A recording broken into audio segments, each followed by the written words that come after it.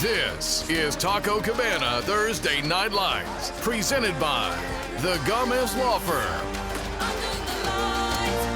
You are looking live at Ferris Stadium on San Antonio's north side. It's another week of Taco Cabana Thursday Night Lights. Tonight, it's the Madison Mavericks against the 7th-ranked Brandeis Broncos in the TNL Top 10. Good evening, everybody. Don Harris with you, along with my broadcast partner, Chuck Mikatinik.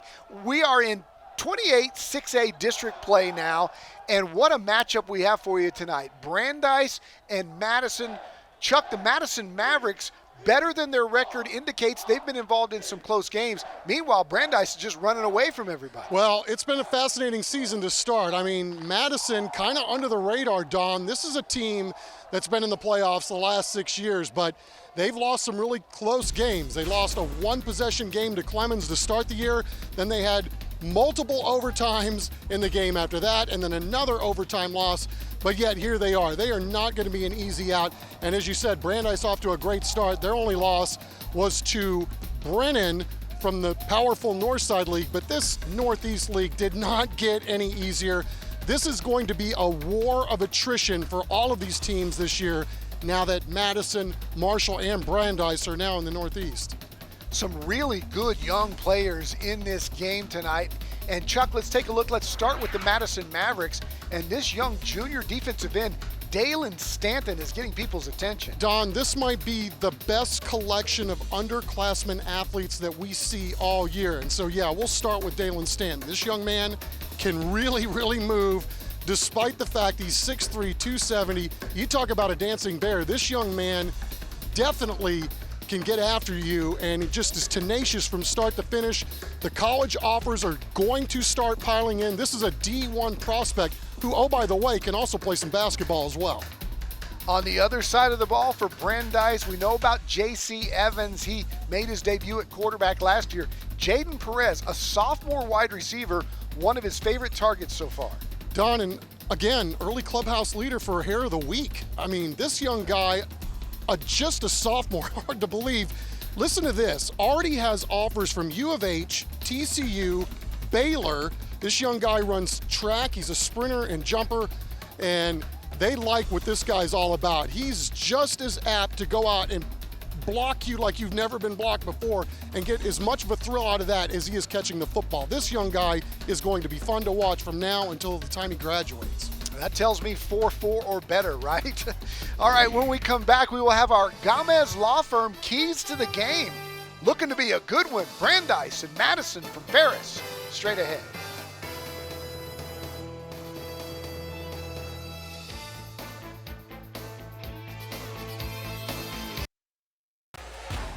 You're watching Taco Cabana Thursday Night Lights, presented by the Gomez Law Firm. Welcome back to Ferris Stadium. Quite the impressive run-through by the Brandeis Broncos. It's time for our Gomez Law Firm keys to the game. And Chuck, let's start with the Madison Mavericks, Coach Blaine Peterson. Yeah, they got playmakers all over the field, Don, and the first thing they want to do is be able to protect the ball. This is a Brandeis team that's very good. You cannot give them extra opportunities tonight. And that means you got to control the ball, move the sticks, get some first downs, keep your offense on the field. Find those playmakers, Don. They got a lot of them over at Madison. Blaine Peterson is born and bred a Madison Maverick, played there, coached there, and here's his thoughts. We talk about it all the time. You know, we were in 3 really close football games early in the season that we came up short in, and naturally you're going to start thinking, you start questioning yourself a little bit. So our, we've been harping on being positive and believing in themselves, and those guys went out there and they had a great game and played tough, and we made plays and played good on defense, and our special teams was solid. So, going forward, I think we feel good about where we're going, and hopefully we can continue to improve each week. The Brandeis Broncos don't have any confidence issues. Chuck, what are their keys? Well, they've got a really good defense at Brandeis, and there's some big fellas on that side of the ball. So we're going to be talking about that unit all evening long. And then Brandeis, just like Madison, they've got tons of athletes, tons of weapons. We'll see that on display. Spread the wealth. But one thing that Charles Bruce wants to do tonight, Don, he wants his team to be very physical start to finish, because this is going to be a game he thinks is going to take all 4 quarters to decide the victor. If you recognize the name, he led Wagner to deep runs in the playoffs his second year at Brandeis. Here's Charles Bruce. Well, they're very talented, at the quarterback and then at their skill positions. They're very explosive. They can make a big play at any time. We need to control the football, okay? And we need to make big stops when stops need to be made. The teams are taking the field. It's Brandeis and Madison. When we come back, we'll have our national anthem as we're closing in on kickoff here on Taco Cabana Thursday Night Lights.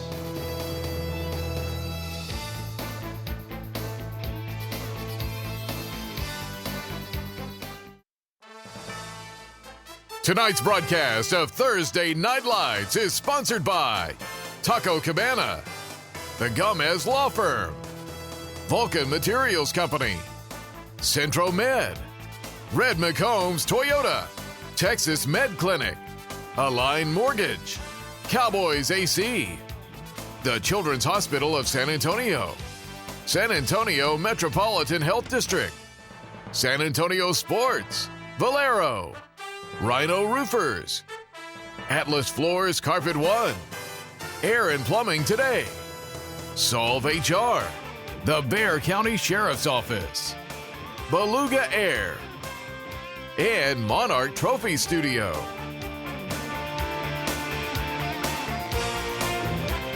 The color guard has taken the field. Let's turn it over to our public address announcer, Calvin Buckholz. Carrying the United States flag is Cadet Captain Brooklyn Diaz. Carrying the Texas flag is Cadet Second Lieutenant Aubrey Arguello. The United States Flag Guard is Cadet Second Lieutenant Alejandro Cerda Regueta. And the Texas Guard is Cadet Second Lieutenant Tally Ina Elizondo. If you have not already done so, please rise and remove your hats to honor America, along with the men and women who have served and are serving in our United States Armed Forces throughout the world. The national anthem for this evening's game will be performed by the Louis D. Brandeis Bronco Band under the direction of Patrick Aguirre.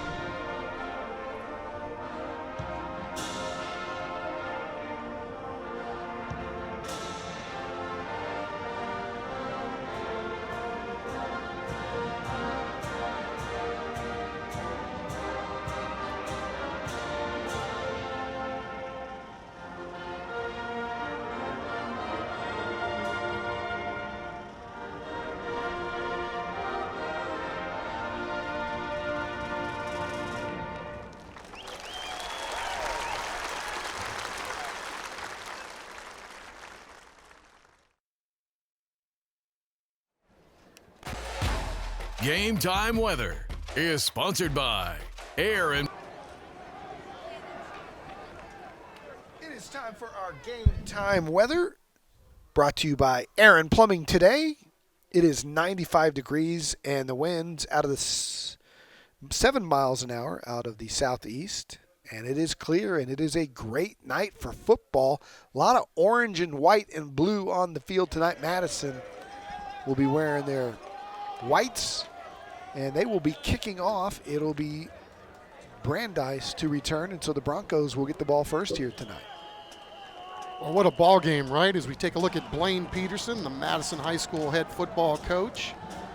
Done a great job resurrecting the program there. And Charles Bruce, an outstanding job since he's been at Brandeis since coming over from Wagner. And A short kick there, and Brandeis is going to have pretty good field position to start, Don. That was our Rhino Roofers first half kickoff, brought to you by Rhino Roofers. And so the Broncos will have it first, and we will get a chance to see J.C. Evans. If you were with us last year as a sophomore, this young guy came into the ball game and just took off. He is now a junior, 11 of 17 on the year for 117 yards and a touchdown, back after off for 3 weeks. So that's why the stats and his attempts are so low. And he has some amazing athletes. We told you about Jaden Perez, the team captain, just a sophomore at wide receiver. He's wearing number 6. Joseph Coleman in the backfield with Evans, and we have a pre-snap whistle that might be a false start. And it looks like Brandeis may be taking a timeout already. Timeout. Brandeis. First charge timeout of the half. We'll stay here, run down the lineups. There's Brock Pittman, a regular on TNL, and his crew, the umpire Brad Markham. Monty Bippert is the head linesman. Tim Yarborough, Jeffrey Galindo, Akinwele Ongutando also in that crew, and Richard Davis also. And now they're going to reset here. It'll be first down and 10. No flag. They just called a timeout before the first snap. I don't know if I've ever seen that before. That's a new one on me, too, but it's all right. Got to get it set. Get a chance to watch Brandeis and Madison a little while longer tonight. First and 10 for the Broncos.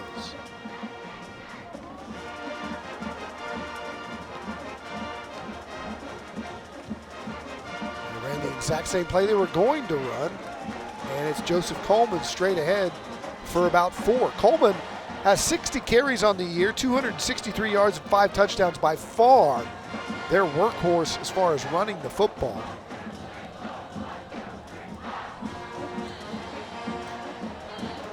Evans has 117 yards, and we look at their entire starting lineup. Gio Gabanto, the team captain, he's your right guard, number 51, a senior leader there on that offensive line.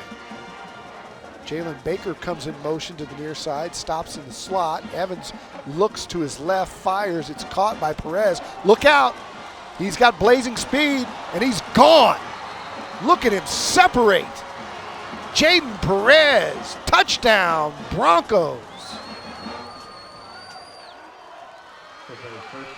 Did he step out of bounds?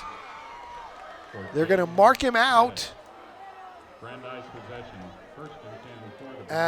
Let's see where they spot him. At the 35-yard line. Didn't hear a whistle. Let's take a look. Did he step out of bounds? Oh, right there. Maybe. Maybe right there. But you can't see from this angle. Official was right there, though, so it's not a touchdown. It's first down. There's a handoff right up the middle, and Joseph Coleman. And Chuck, one thing that's clear already is the job being done by that offensive line of the Broncos. Yeah, and Coleman's a really good player. This is a young guy that kind of burst on the scene last year. You see the exquisite numbers of the season he's already put together so far. This guy's a really good player, and they got a guy backing him up that's not too bad either. So they got an aligned mortgage first down, and now it is second down and 1 after that 9-yard gain. Madison showing blitz. Evans looking over the defense. Evans wants to throw. Looking to the right. That's a little high for the intended receiver, Nicholas Taylor. Here's a look at that Madison defensive front. On the nose is Jaden Umstead Green. We talked about Dalen Stanton, 92, just an imposing force there on the defensive front. Gabe Alvarez is the team captain, and Damian Mendoza, the leader there in the backfield.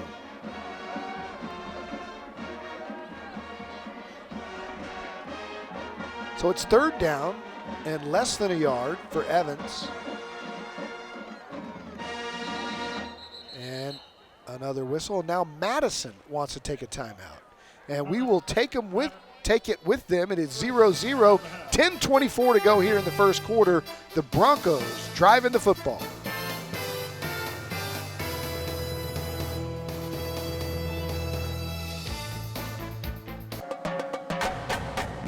Check it out, the Red McCombs Toyota Smile Cam was out at the Brandeis Pep Rally this morning. The Bronco faithful fired up about their season. Why not? They're 3-1. Their only loss to Brennan. He smacked down that legacy of educational excellence, otherwise known as Lee, 33-3 last week. And so they're off to a very good start and look to be a contender in this district here now with the Northeast schools. Yeah, and our photographer, Carlos Sanchez, shot that pep rally today, said it's the best one he's ever done. Really? Yeah. Here's Evans on the keep. He gets the first down and more. Moves inside the Centro Med red zone, and it'll be another aligned mortgage first down for Evans and company. Yeah, this is a really interesting stretch for Brandeis. I mean, their schedule is going to get tougher and tougher as they go forward, but again, this is one of those teams, both of these teams actually believe they're playoff teams. Now you got to go out and prove it. We saw Evans last year as a sophomore. Looks like he's put on about 15 pounds. Still just a junior. And he's got Coleman straight behind him in the eye. Looks quickly to his right, fires, it's caught. Good tackle made there in coverage. Ball came out, but after the receiver, Jalen Baker, was already down. Jalen Baker also just a sophomore. So both wide receivers, Perez and Baker, just young sophomores, and Evans just a junior. So a lot to be looking forward to here if you're a Brandeis fan over the next couple of years. Yeah, and you talked about the tackle there by Caden Lomas. Just a junior from Madison. They got a lot of guys coming up through the ranks too. They're really excited about what's coming as well. Perez on the jet sweep will try to get to the corner. Instead, it's a really good open field tackle made by Madison. And that might have been Lomas again. Yeah, now on the other side, so maybe he's bird dogging athletes right now, but you're right, Don. I mean, watch him shuck the block and then textbook it. Boy, that's classic. That's how they teach it in the drill. Sets up third down and about 5 here from the 15-yard line. Keep an eye on Perez at the top of your screen. 3 receivers to the right. Evans looks that way, has his slant, touchdown, Brandeis. He hits his tight end, Rafe Clendenin, and that was just too easy. Read the coverage perfectly and hit him right in stride. Clendenin, another one of those guys getting a lot of college looks. Madison tried to jump the route, and when they did that, the gamble did not pay off. But again, the size and speed of these Broncos, they spread you out. Plenty of weaponry. We saw it all on display on that opening drive. So Ryan Villasenor on to kick the extra point. He's just a sophomore. It's good. Brandeis leads 7-0. We're going to look at that Madison offense when we come back.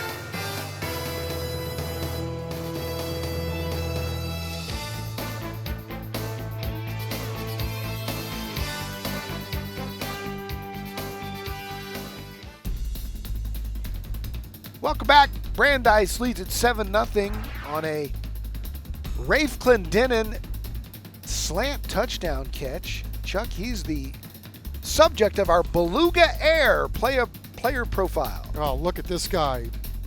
Beluga Air player profile and well earned. Smart guy, getting a lot of looks from the academies.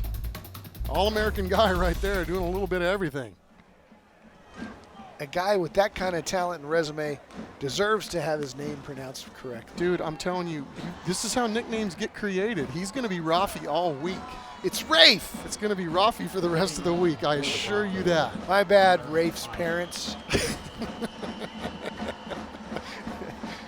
So Brandeis will kick it away. And they too go with the short route. Oh, that's a dangerous little play there. Madison coming up with it. Nice grab and recovery, I guess you would call that, by the Madison Mavericks squad. And that was number 32, Matthew Rogers, on the recovery. Yeah, that was a really good job by Matthew Rogers. Just went ahead and made a decision. It's like, if it's not me, it's not going to be anybody else. Well done, young man. Haven't talked much about Landon Gill so far, but he's having quite the season. 5 touchdown passes, no interceptions, 424 yards. on the season so far, and we'll see what he and the Maverick offense can do here on their first possession. He'll keep it, has some room, cuts back, gets back to the line of scrimmage and dances his way for 1 or 2. Here's a look at their offensive starters. Darius Dillard, number 6, is the bell cow. He's got 142 yards on the season. They also like to go to Jordan Clay, the freshman, when they go through the air. And they've got an all-district first-teamer snapping the football. That one right through the hands, and this might be a pick 6. Instead, Gill did a great job of getting back to make the tackle on Chris Bryson. The linebacker on the old tip drill was right there, right place, right time, just like last week, Chuck, when we had Brennan, and he almost took it to the house. Well, you get a chance to see Gill's arm strength. He has got a rifle. And just a little too hot to handle. Look at him come back and hustle play right there, making the tackle and saving his squad 6. Nice heads-up play by Chris Bryson. Good hustle by Landon Gill after the interception, and so now the Broncos will look to pounce here. Aligned Mortgage first down inside the Central Med red zone. Evans looking to throw on first down. Now scrambles, now keeps. And he does a good job of picking up about 4 after he didn't find anything. Did a really good job there, just kind of sliding and gliding to his left and trying to set up the tacklers, and then even when they got there, he's just so big and strong. What a load to try to bring down. So he picks up about 1 when that's all said and done. It'll be second down and 9.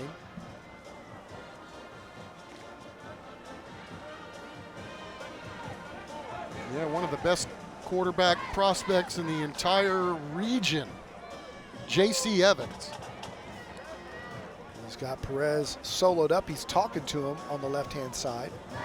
Instead, he goes to Coleman. Coleman bounces it, still fighting for yardage, and picks up about 4 more, maybe 5. It'll be third down and short. Coleman running with some real strength, 5'10", 187. 5 touchdowns on the year. Yeah, and Brandeis is not super big up front on that offensive line, but they got some athletes. No doubt about it upstairs. 3rd and 3 here for Evans. Trying to draw Madison off sides. Baker and Perez, his wideouts. Goes to Coleman again. No, he keeps. Evans going to cut it inside. Dive for the end zone. Touchdown. J.C. Evans with a nice little play fake and a good move at the end of the run to get into the end zone. Boy, he did that RPO to perfection, right? I got caught looking at the ball carrier, who I thought was the ball carrier. Next thing you know, J.C. Evans is taking on tacklers and then lunging for 6.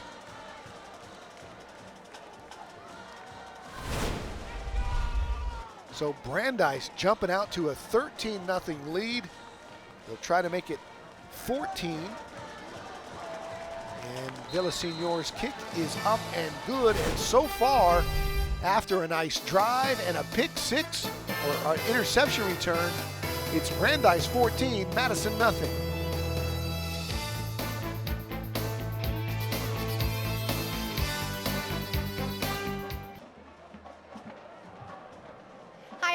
And welcome back to Thursday Night Lights, where the Brandeis Broncos are currently up 14-0 over the Madison Mavericks. I'm here with one of our key contributors to tonight's game, Michael Heinz with Taco Cabana. Michael, tell us why local sports are so important to the community and to Taco Cabana. Taco Cabana, we're actually celebrating our 45-year anniversary this month, so we want to just contribute as much as we can to the community to show, we're here to stay. I know that breakfast tacos are a big part of your business, and it looks like you actually brought some here tonight. Tell us about them. Absolutely. So I brought our breakfast dozen box. It comes with 3 bean and cheese, 3 bacon and egg, 3 chorizo and egg, and 3 potato and egg. It runs $18.36, and it's available every day. And we also do catering orders with it. I know Chuck and Don are going to like that up there. I'll probably bring some up there. What are your late hours? I know that that's really helpful during football season when people are getting out of these games late. Yes, absolutely. So our drive-thru is going to be open Sunday through Thursday until midnight, and then Friday and Saturday we stay open until 2 in the morning so we can get those extra late hours in. You also offer catering. Tell us a little bit about that. Yes, so our catering, we do serve with the breakfast tacos, and we also serve steak fajita tacos or parties of 10 to 200, and it's 1-855 for my taco. Awesome. Appreciate your time, Michael. We'll send it back up there to you at Chuck and Don. All right, Kristen Urban on the sidelines tonight. Did you hear that, Chuck? She's new on the job. She already knows the tacos come to the press box.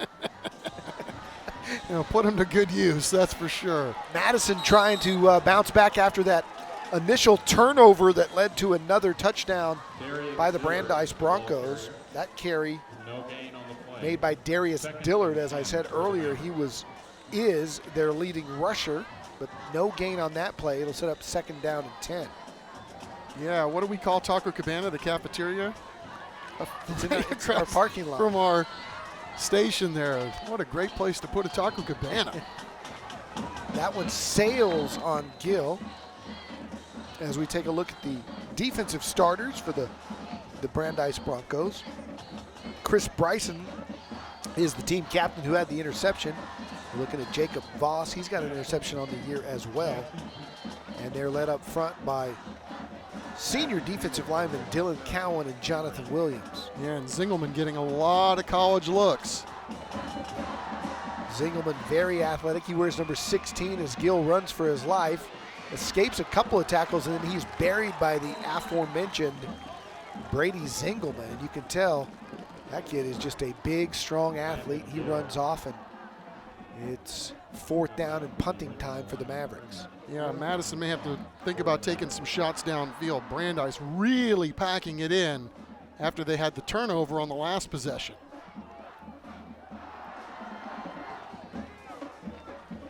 Back to receive the punt is Ian Luna. And doing the kicking for Madison is number 30. That's Aiden Page. It's a fair catch, caught at the 40. Brandeis will have the football again, up 14-0 with 5 minutes and 19 seconds to play here in the first quarter.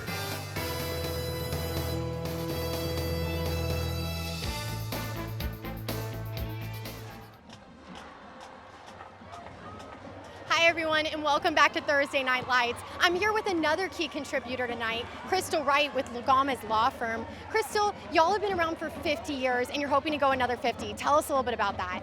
Well, Kristen, first of all, I want to thank you for having me here. Being here tonight brings back so many memories of myself going to the high school games. And the reason why participating in events like this is so important to Lugama's law firm is that we want people to know that we, the Gomez Law Firm, are part of the community. We just happen to be a group of people that specialize in taking care of personal injury cases.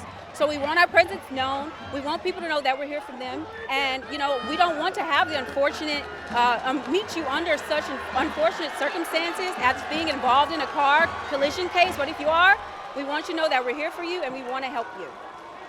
Gomez Law Fights is one of your biggest slogans. Just tell us more about that.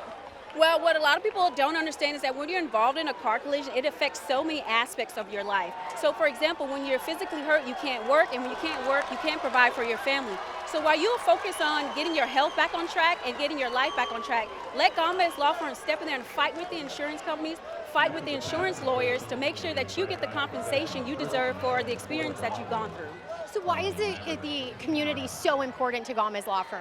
The community is so important to Gomez Law Firm because the community is why Gomez Law Firm is Gomez Law Firm. So we want to make sure that we continue to give back and that we continue to make our presence known so that the community knows that we're here for them. And so Gomez Law Fights. Thanks, Crystal. We appreciate your time. I'll send it back up there to you, Chuck and Don.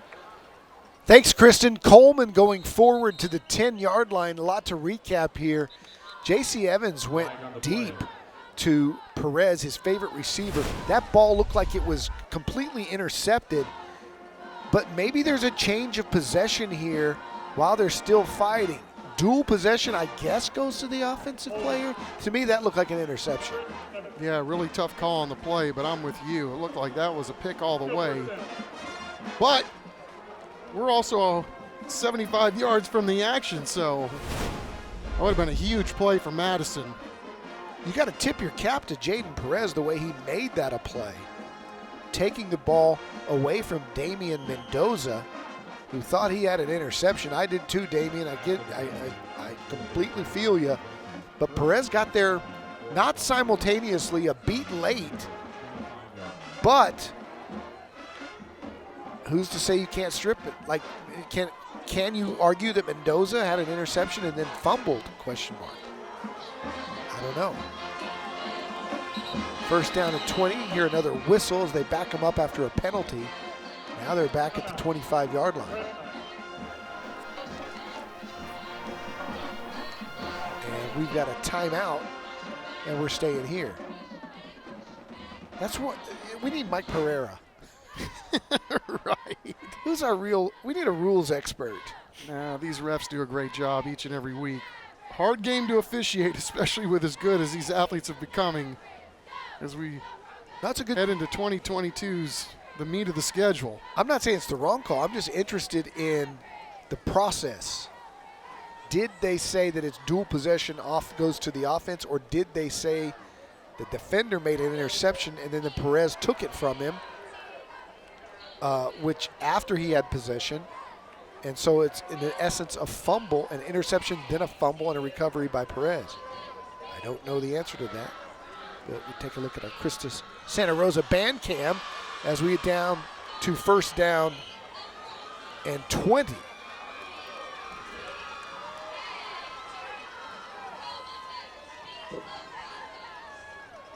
Ball's been snapped low a couple of times. Evans doing a good job playing shortstop. Now rolls outside, runs out of bounds. Another loss on that play. Casey Evans on the carry. Nothing there, but you got to like his patience. Yeah, and Lomas again, in the right place at the right time. I mean, just seems to know where the ball is going. He was over there to make sure that JC didn't tuck it and go. And you have to bring a small contingent if you want to talk about bringing 11 down when he decides to take off and run with it. 6'5", 190, just a junior. They weren't kidding. They brought the tacos, Chuck. Nice. Evans drops, now fires. That ball's caught.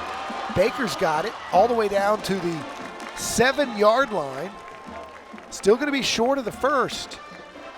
It'll be fourth down and about 2, maybe 3. They can still get a first down if they can get to the 6. Ball spotted about the 8.5.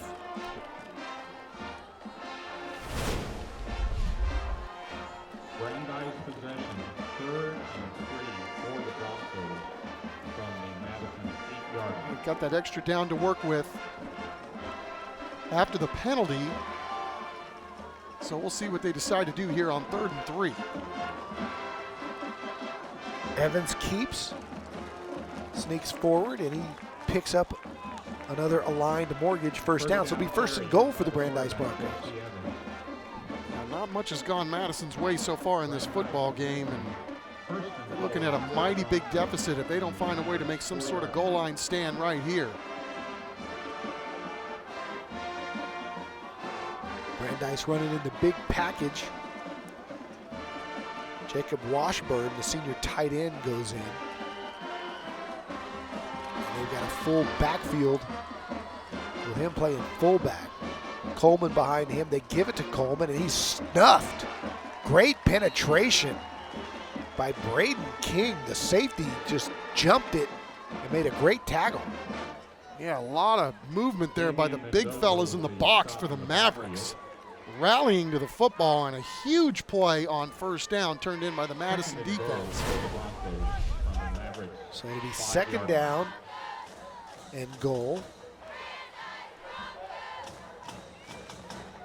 Bunch of Mavs got in there. Damian Mendoza also. They'll split out Baker and Perez to the left-hand side. Taylor is at the bottom of your screen. They throw the slant, and that's incomplete. Not even close on that route. That'll set up third down and goal. So Madison really trying to have a defensive stand here. Yeah, DB's doing a great job that time, clogging up the throwing lanes and not giving J.C. Evans a lot to work with. Tried to do a little quick hitter right there. And so far, the Mavs defense doing a really good job holding up their end of the bargain here as the ball's nestled on the 5-yard line. Same formation. Evans rolls. Had a tight end for his second. Now he'll run, he'll keep, he'll go for the cone. Touchdown, J.C. Evans. Extended the ball with his right hand across the plane. And Brandeis is on the board again. Boy, you had it right, Don. He had multiple options there, but you can tell this young man's played a lot of football, right? Extends the play. Maybe could have pulled it right there, decided, okay, I'm just going to okey-doke the would-be tackler, and then sees an angle. Must be good at geometry. Nice work. It's really, really nice play. Extra point, up and good for Villaseñor. It is 21-0 here, still in the first quarter. We're back in 15 seconds.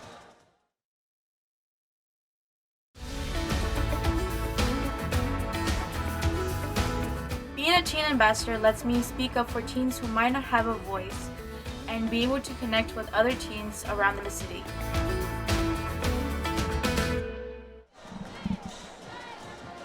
So we knew Brandeis was good. They've been putting a lot of points on the board in their recent games. 33 against Lee, 24-0 against a Marshall team that we saw and was really talented. And they beat O'Connor in week 1, 27-17. Well, they've been playing angry, right, Don? I mean, their only loss was against Brennan.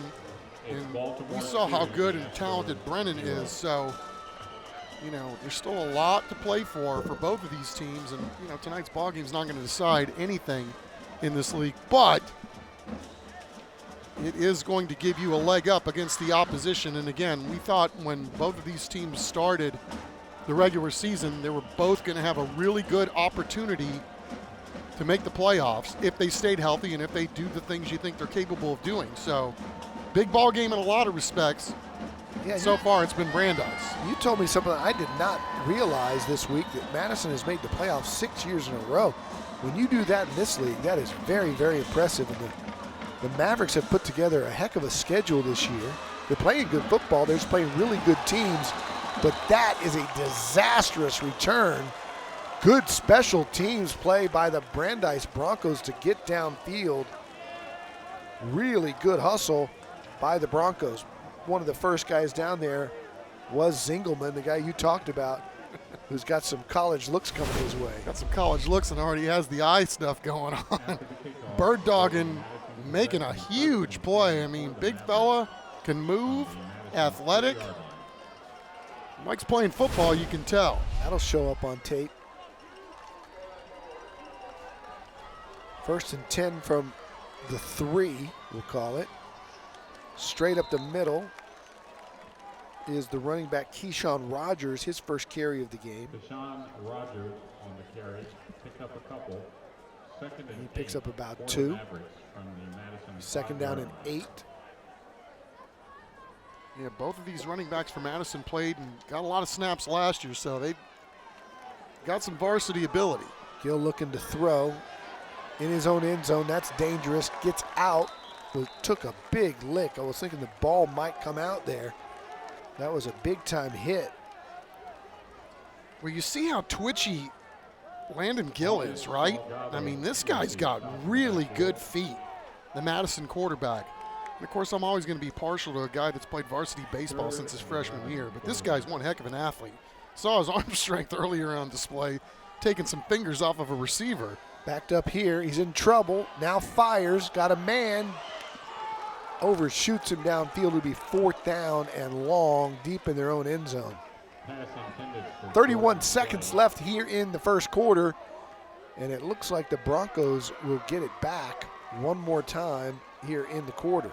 Well, we talked about Madison maybe taking some shots down the field. They actually tried to on that possession, but Brandeis DB's equal to the task, not to mention how much pressure Gill is getting right in his face. Aiden Page gets it away. That ball's out. It's loose. and it is recovered by the Madison Mavericks. So a huge special teams play going the Mavs' way. Antonio Badley making a play. Yeah, not a easy ball to try to find the ears on.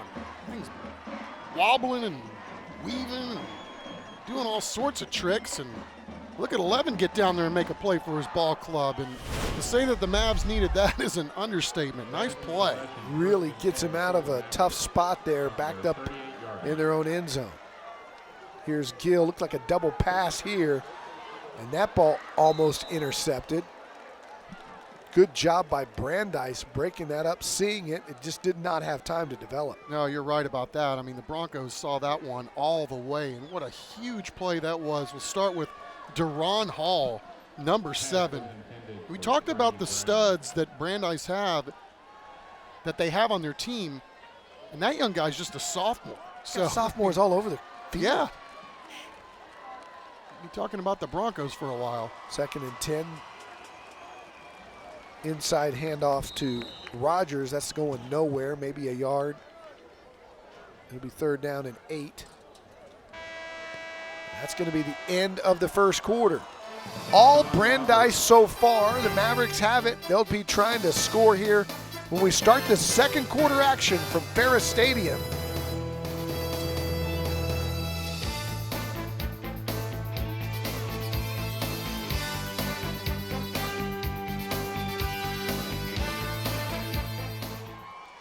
Welcome back. It's 21-0. Time for second quarter action from the Gomez Law Firm.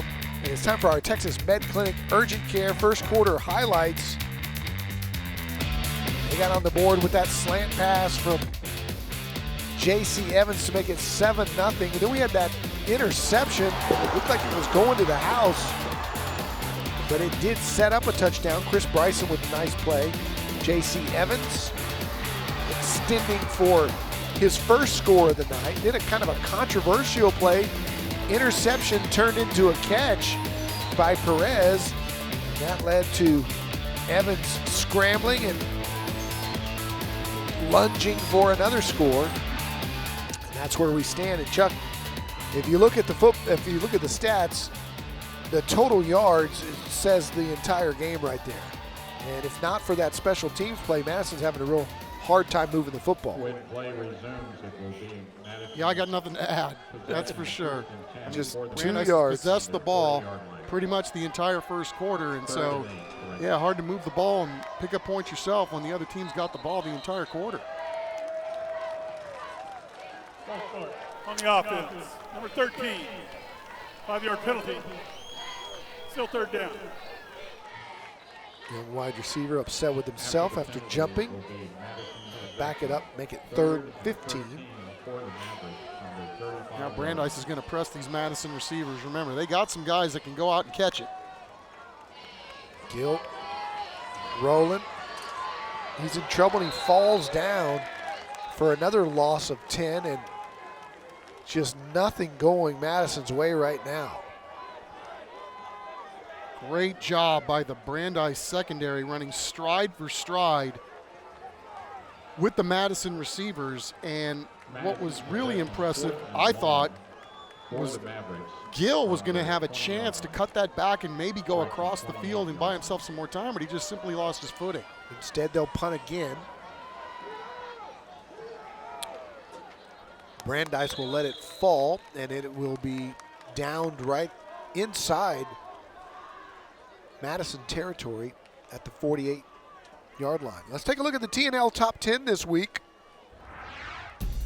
What a great season it's been so far. Brennan and Steele have been 1-2 all season long. They flip-flopped after that opening win.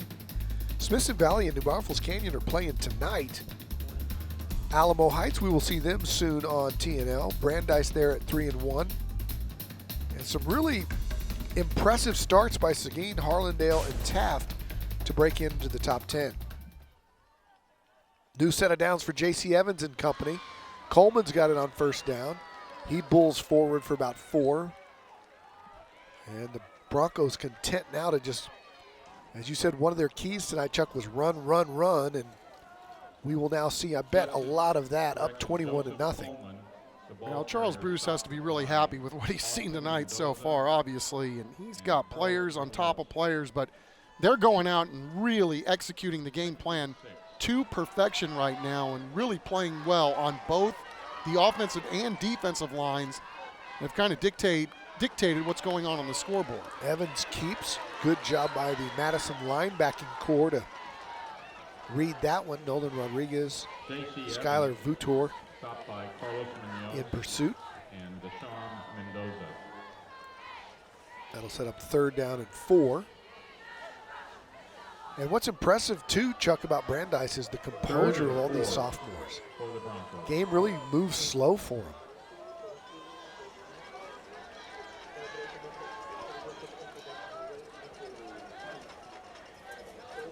Doing some look-at-me stuff here on 3rd down.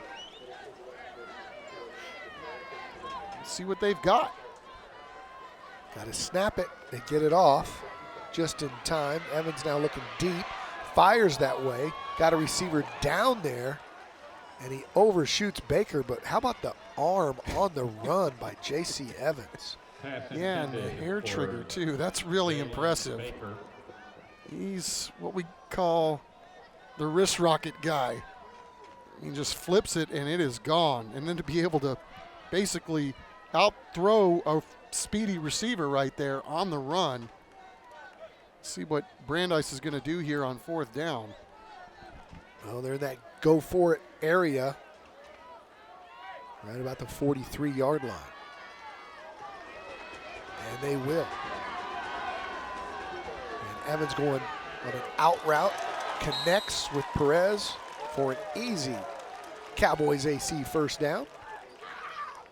Boy, we Good talked route. about, yeah, it was. And we talked about that young guy at the very beginning of this football game, and what an electric player he is, right? I mean, you don't see many sophomore receivers getting that many offers already, but you kind of get it after you watch this guy play, even just for a little bit over a quarter. That play where he stole the interception just shows you the moxie that he's got. Yeah. Evans fires again. That one's through the hands of the intended receiver. And that's what Coach Bruce was saying about 6. He's just excited to go out and block somebody as he is to go out and catch a football. Yeah, and if he can run whatever he's running to get those offers from people like Houston and TCU as a 15-year-old and track star, he's only going to get bigger and better. Got the cool hair thing working too. Like it. 2nd down and 10. Here's Coleman, does a nice job of cutting it back up. He's going to the house. Touchdown, Broncos. It's 27-zip. 33-yard touchdown. This has been some kind of performance on both sides of the football by the Brandeis Broncos. Look at the late handoff or the late exchange between QB and running back, and can't say enough about the job that Tyler Murray, Hayden Geary, Adam Garcia over on the left side did to create a cavernous hole for the ball carrier to run to daylight. It's 28-0, 9:33 to go here in the second. All Brandeis Broncos.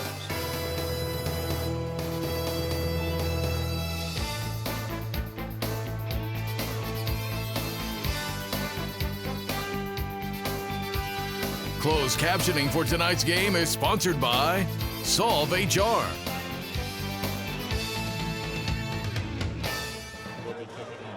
Hi everyone, and welcome back to Thursday Night Lights. Brandeis is currently up 28-0 over Madison. I'm here with Brandeis cheer coach Jordan Hayes. Now, I saw Jordan on TV early this morning, and now I see her running up and down the sidelines. Jordan, how early did you have to get up today, and what does a day look like for y'all? Most of the team gets up around 4:35 a.m. and then we get to start a pep rally as early as warming up at 6:45, and it's all worth it though, because when they buy into all the parts of it, including setup in the gym, it makes everything more fun.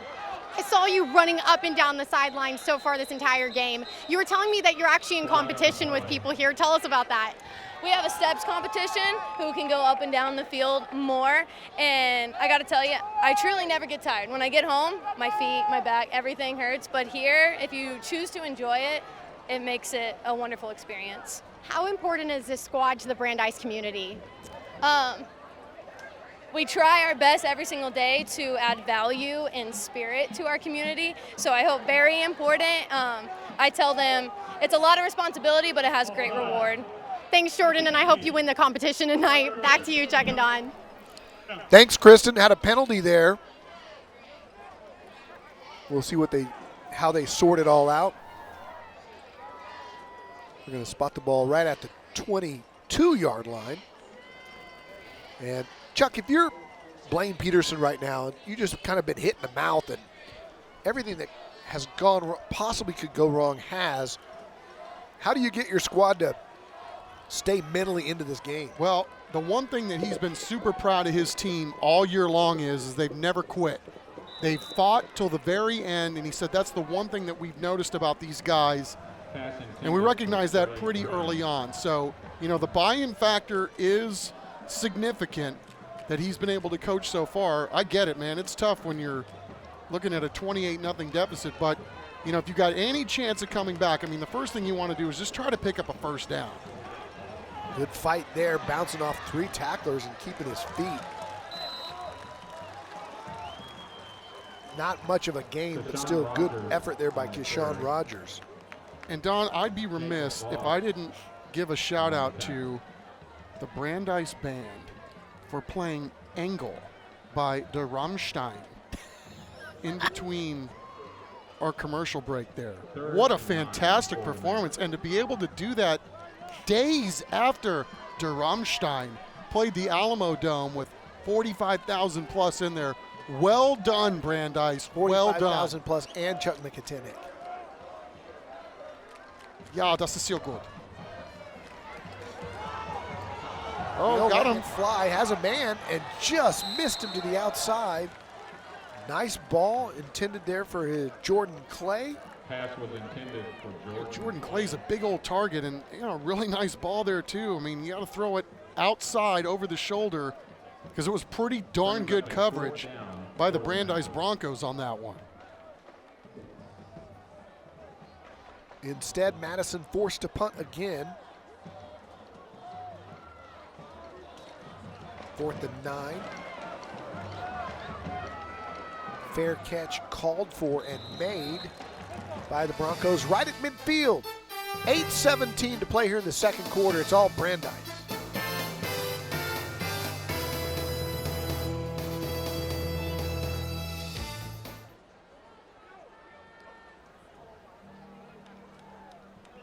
We are back. It is 28-0, and you are looking at Taylor Torres, and we have a Beluga Air player profile on Mr. Torres, and look at this guy, 100-plus GPA. And look at him, Chuck. He's playing Rammstein. Yeah, that's what I'm talking about.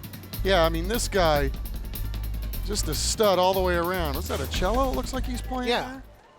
They got that in the Rammstein band. Evans airing it out. Got Baker down there, and he overthrew him. What an impressive young man. Yeah, first year as a senior starter there, and track guy, smart guy, as you pointed out. And Madison, Peterson was telling me, he goes, we got a lot of captains that are really smart. It's funny how that works, but they got a lot of great student athletes that Blaine Peterson gets to coach, and I know that's very important to him. I mean, his mom was an algebra teacher at Madison back in the day. Well, if you can play the cello, my guess is you're pretty smart. It's a tough instrument to make sound good. Little jet sweep with tight end Clendenin. Gain of about 1. So we tick inside 8 minutes here. All right, so the Madison defense has a chance here, a 3rd and long. See if they can make a play again. They're just looking for some sort of spark, something to get them going, whether it's offense or defense. There's still a lot of football left. Brandeis possession. 3rd and Set up 3rd down and 7. From the Mavericks 48-yard line. Brandeis missed on some big shots, looking very composed, the running game dominant so far. Evans fires in between the two receivers. He overshot Baker, and that's because he took a big shot at the end of that one, and a flag goes down, and we've got a roughing the passer, it would look like. I think that's exactly what it was. Foul. Roughing the passer. Penalty. Automatic first down. Brock Pittman, the official tonight again. He was the one who threw the flag. Yeah, we talked about Dalen Stanton before the game, too. I mean, this guy's a second-team all-district performer from a year ago. Really good basketball player as well. First and 10 for the Broncos. I didn't get a chance to see. I didn't get to see the play all the way through. All I saw was JC laying on his back. It's Cowboys AC first down after the penalty. Here's Coleman. He's already got one long touchdown run. It's inside the 25, down to about the 23-yard line. First down carry, Joseph Coleman. Just another tough play for the Mavs. They're getting ready to get off the field on 3rd and long, and just have another play that sets you back and gives Brandeis another possession, which clearly they do not need at this point. Inside 7 minutes now, and on the march again. It's another Cowboys AC first down for J.C. Evans. Goes to Coleman, up the middle. Coleman's got room, spinning and fighting inside the Central Med red zone. And he'll be stopped short at about the 13, 12 or 13. Yeah, Madison giving him a look right there that dared Brandeis to run it up the middle, and Garcia and Gabanto doing a great job up front, giving the ball carrier a little crease. It's 10-yard gain, another Cowboys AC first down right there at the marker.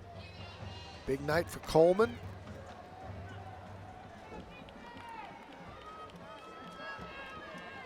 And the Broncos really just methodically running clock and chewing up yardage with a 28-0 lead. Here's Coleman fighting off tacklers, bouncing it. Gets back to the line of scrimmage. Set up second down and long. Yeah, Mendoza and Lomas for Madison really having a nice ball game. Coming up, making a lot of plays from their safety position. Mendoza's a senior who runs track, definitely a leader back there, plays with a lot of energy and will tackle pretty much anything, as we've seen tonight. Also an A student. That's what's so impressive when we come to these games and see how well-rounded a lot of these athletes are, playing musical instruments and being involved in all kinds of other extracurricular activities. Second down and 9 for Evans. Fires to Perez, who just dropped it, was hit after the drop. Bet that hasn't happened much this year with that guy. False start there, so it's nullified anyway. He knew it was a false start.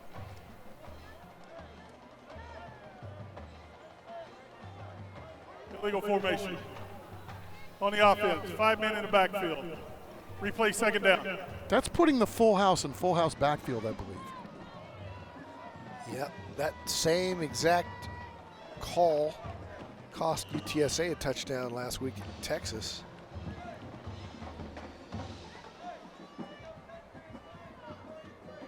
Big 87's checking in for Brandeis here on second and long.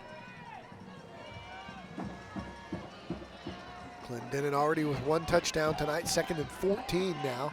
Here's a little jet sweep to Perez. He can fly, gets to the outside, gets to the corner, cuts it up. Touchdown. Perez. Boy, more moves than Allied Freight. And I believe JC is going to get credit for a touchdown pass. Nifty little play. Flipped it forward. Touch pass.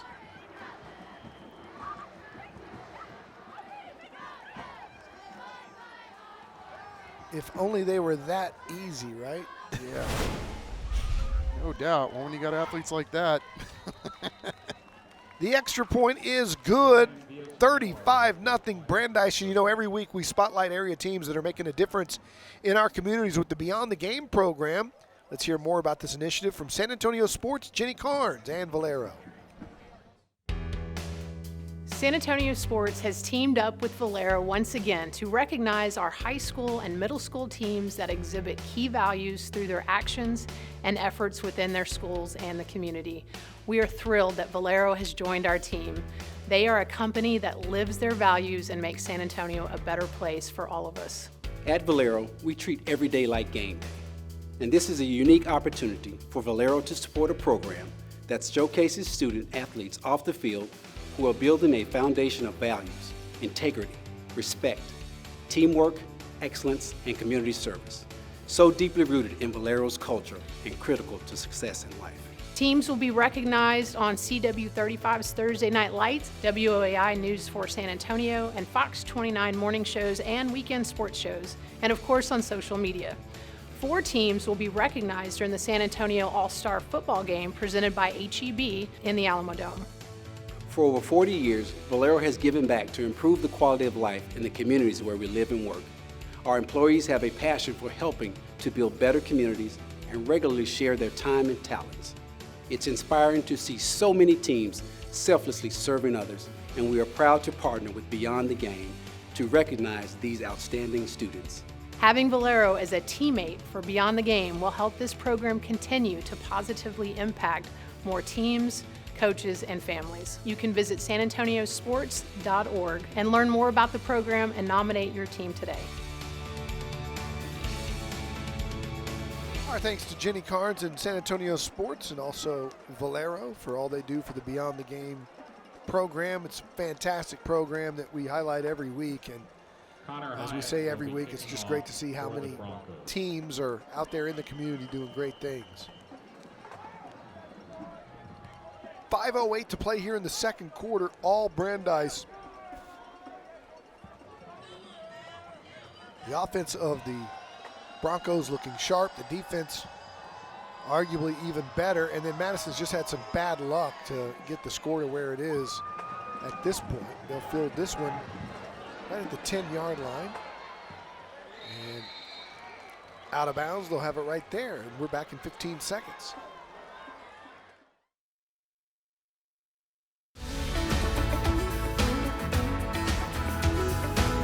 Being a teen ambassador gives me a push to be a better leader of my community, and it makes me happy to be of service to someone.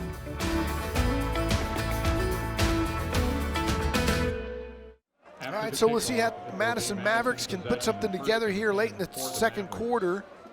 Trips to the right for Landon Gill, their quarterback.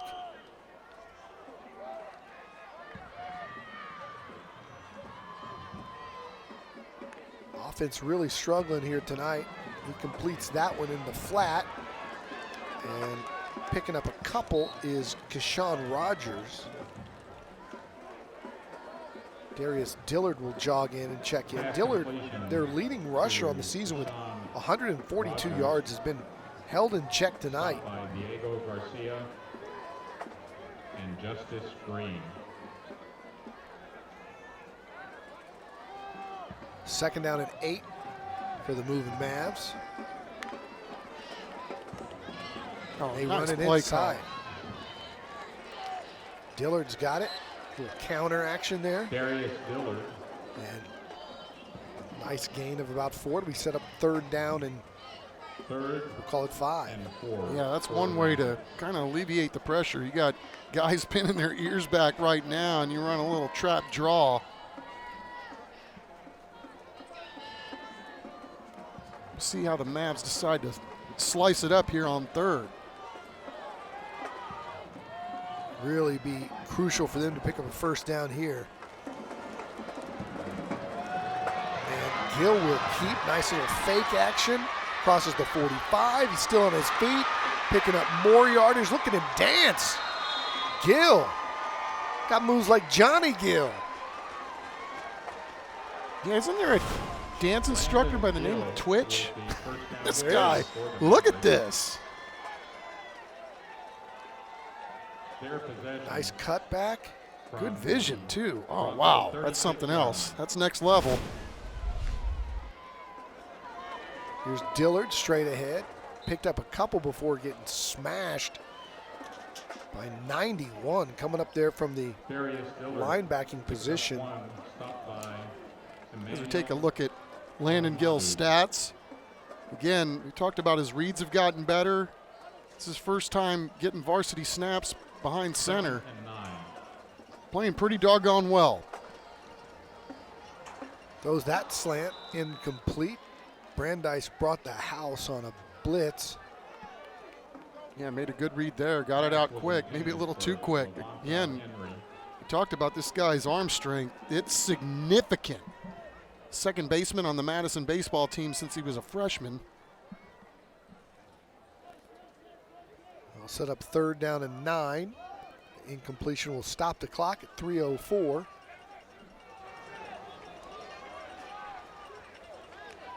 I think this is 2-down territory no matter what. And that one's tipped at the line of scrimmage. Guess who? The Terminator. Brady Zingelman, 6'4", 193. Yeah, I was going to say, whoever tipped that ball may want to check to see if their fingers are still intact, but when I saw it was Zingelman, he probably dented the ball. This is like William Wallace, eye paint. Said it was 2-down territory, so here we go. 4th and 9 for Madison. Inside 3 minutes now. Gill straight drop.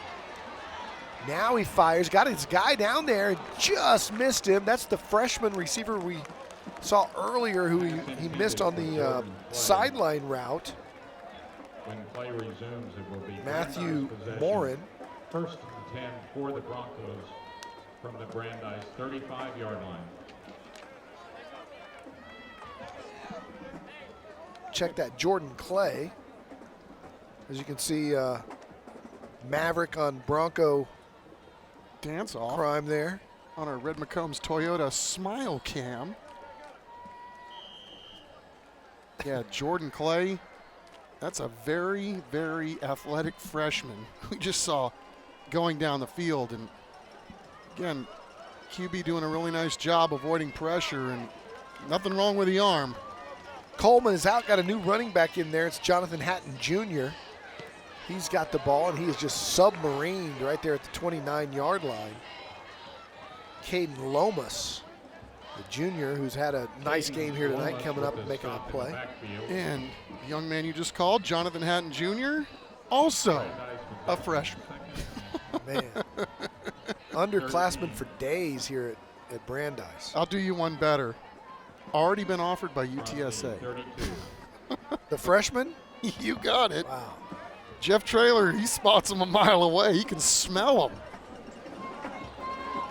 Right in his backyard as Perez is tackled down. Nice open field play there by the Madison defense. Yeah, it really was, especially when you talk about as much window dressing that was going on right there with the Brandeis offense. That was a pretty cool play that looked like it was about to unfold, but everybody from Madison stayed home.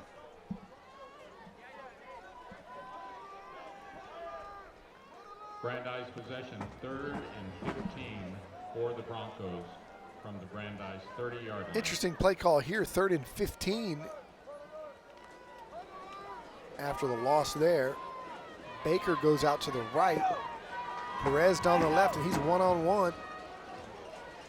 They roll the safety that way. Try to fool him with the draw. That's not going anywhere with Hatton Jr. And Dalen Stanton making a big play, and so Brandeis will punt for the first time tonight. With the stop in the backfield. Connor Height on to do the kicking. Brandeis possession, 4th and 16 for the Broncos. Trey Brown and Jordan Clay back to receive this one.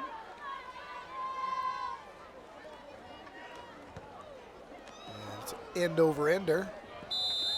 Goes out of bounds, and that gives us time to tell you about the Christus Santa Rosa Sports Medicine Band Camp. Taking a look at the band cam right there. Don't forget we got the band Grant coming up later as well, where you have a chance to vote. How about those uniforms, though, for the Madison squad? They're nice, but I don't want to steal any of your thunder. Brandeis, that's a really good look, too. Yeah, but I'm talking about those things. What is that? Impressive. Yeah. Little feather in your cap there, Bam. 41 seconds to go here in the half. Stick around for the halftime show where we will hear from both bands, have our Scholar Athletes of the Week. Always a great time. Gill rushed, got his face mask, 2 flags fly. Kind of looked like the inadvertent kind. But definitely Gill's head snapped backwards. That will give them an automatic first down, I would think. Well, Madison caught a break there, I mean, because the offensive line just, I don't know what they were thinking there. I mean, there were guys coming up every gap. Previous spot, automatic first down. Almost like a free run. You're going to get their guys smashed back there. So that'll be 15 yards, and that changes everything for Blaine Peterson, as you can see the face mask. Yeah, Madison definitely catching a break there because, man, a lot of bad things could have happened on that one. With 2 timeouts and 33 seconds, they can take a couple of shots here. Here's Gill. Throwing the deep route, one-on-one coverage, and what a catch! Touchdown, Madison! Oh my goodness, what a grab by Trey Brown. Just went up and took it away from the defender. Yeah, remember they had Cooper last year, could really go out and make some plays. Trey Brown was kind of overshadowed by him last year, but this guy, a track guy, and you're right. Again, nothing wrong with the way Gill spins it, but what an outstanding adjustment, and then even better after the catch. Get off me. The extra point is good, just the spark that the Madison Mavericks need going into the locker room. That will give them new life in the second half.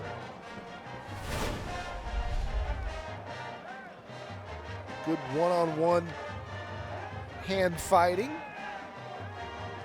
And then get off me.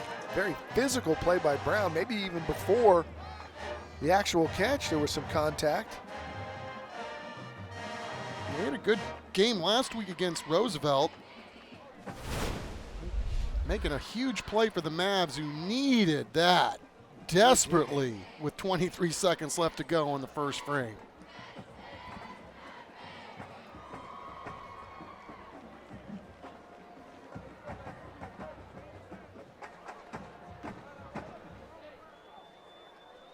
Charles Bruce's squad will get the ball back with 23 seconds to go here before the half. And I remind you again to stick with us for our halftime show. Kristen Urban will bring us our Scholar Athletes of the Week, and we'll hear from both bands.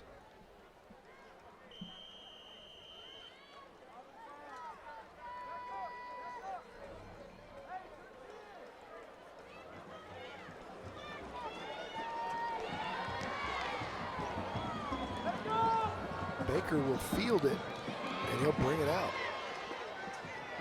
Nice little cut back there. Gets to the 15, across the 20 to the 21. That'll take 7 seconds off the clock. And I would think with 16 ticks to go that you'll see J.C. Evans take a knee here, and the Broncos go in with a healthy 35-7 lead. And Matthew Rogers making a really nice tackle there for the Mavs. He's had a darn good ball game tonight on special teams.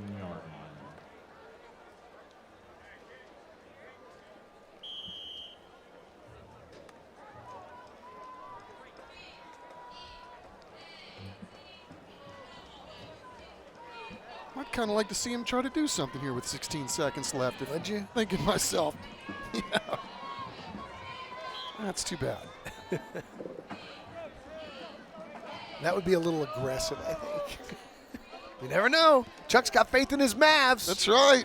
35-7.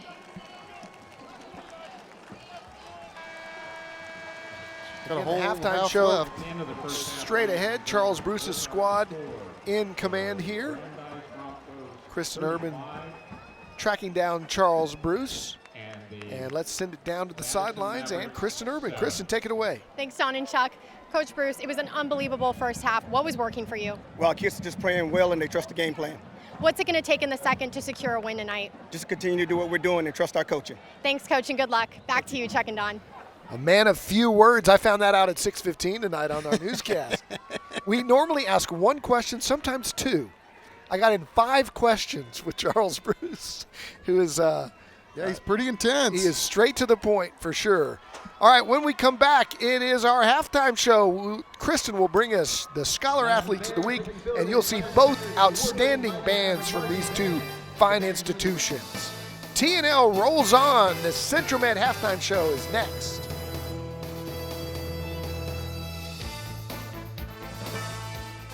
Tonight's broadcast of Thursday Night Lights is sponsored by Taco Cabana, the Gomez Law Firm, Vulcan Materials Company, Centro Med, Red McCombs Toyota, Texas Med Clinic, Align Mortgage, Cowboys AC, the Children's Hospital of San Antonio, San Antonio Metropolitan Health District, San Antonio Sports, Valero, Rhino Roofers, Atlas Floors Carpet One, Air and Plumbing Today, Solve HR, the Bexar County Sheriff's Office, Beluga Air, Christus Santa Rosa Sports Medicine, and Monarch Trophy Studio.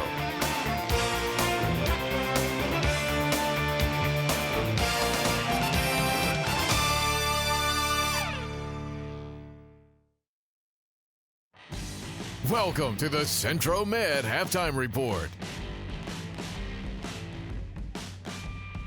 Hi, everyone, and welcome back to Thursday Night Lights, where the Brandeis Broncos are currently up 35-7 over the Madison Mavericks. The Madison band is out on the field right now, and we caught up with their director this week. My name is Wesley Perkins. I'm the head band director at Madison High School, and this is my 5th year as the head band director here at the school and my 23rd year teaching. Kids have been hard at work. We actually started really for a few half days just to get some music learned back around July 18th. So we've been burning it for a little while on both ends, and the students have been responding very well. We have about 23 different leaders from our band council members who help the band, behind the scenes and do different spirit items and those kinds of things, all the way up to our section leaders who really are kind of the field generals for each of their individual sections, to our captains, to, of course, our drum majors who are tremendous. And, they're all doing great work, and it's been very pleasant. Like I said, everything each year always depends upon how much your students are bought in, and thus far we've seen a good level of that from our seniors and our leadership. The theme of our show is called Illumination, and much like the Middle Ages, back when illumination art was basically artwork of moons and suns that was lit up or glistened up by actual natural light, we took the connotation of having ethereal light itself, which would be the actual moon and the sun and stars, kind of as the theme or the thematic idea of what illumination is. It's, if you will, it's the idea of a darkened sky coming from the evening light or the late day sun that glistens down into the moonlight, which is really the singular light that masks the darkness. Up to by the end of the show, we're progressing and our sun is starting to rise and the light is entering back into, and you can tell through the music that it starts off pretty dark, and as it goes, it lightens up, and you get a much more sun-filled sunny day. I'd like to give a huge shout out to our fellow band directors, First Assistant Michael Reynolds, who's tremendous and does great work. Mr. Jaime Ramos, another assistant director of ours, who is just awesome with our students and our staff. And our color guard director, Ms. Clarissa Herrera, who has just been tremendous for us and stepping into her first year as the official head color guard director this year. And then staff members that have worked with us that are doing a great job with our percussion, Nicholas Flores, with our marching staff is Jordan Frenzel and we have another wonderful staff member, Gali Flores, who's working also with our color guard, and one other field person, Leslie Obrego, who also is working as a marching tech with us. So those are people that, again, when things get pretty stressful and it's hard to have our eyes in different places and ears, that they're wonderful workers. Big shout out to our administration, our teachers on our campus, and huge shout out to our band boosters and our parents and parent volunteers. And then finally, just thank you to our students. Thank you to our students for what they do every day, and we're really proud to teach them and to be in this wonderful organization. It's time to vote for the Children's Hospital of San Antonio $5,000 band grant. To vote for the Madison band, scan the QR code on your screen or visit the cw35.com/station/contest for the complete rules. You must be 18 or older to vote.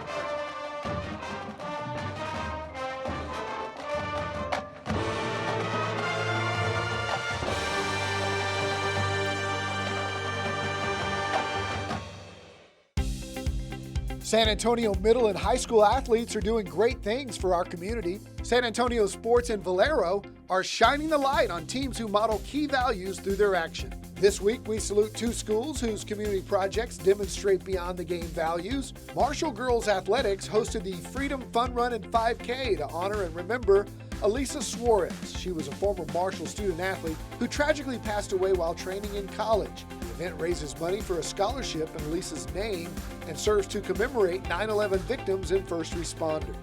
Wood Middle School Athletics lent a hand to a short-staffed custodial crew. They cleaned the campus pre- and post-athletic events. It was a way to honor custodians for all that they do for the school.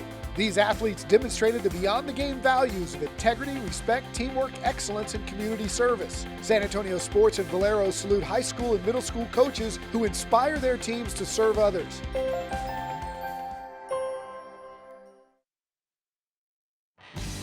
You're watching the Centro Med Halftime Report. Hi everyone, and welcome back to Thursday Night Lights, where the Brandeis Broncos are up 35-7 over Madison. For many years, Vulcan Materials Company has recognized outstanding student athletes on Thursday Night Lights at the end of the year. They will present a $10,000 scholarship to one of the scholar athletes recognized on TNL. Our David Chancellor introduces us to this week's scholar athlete. Nobody is perfect, except for Brandeis senior Maddie Burrows, at least when it comes to school attendance.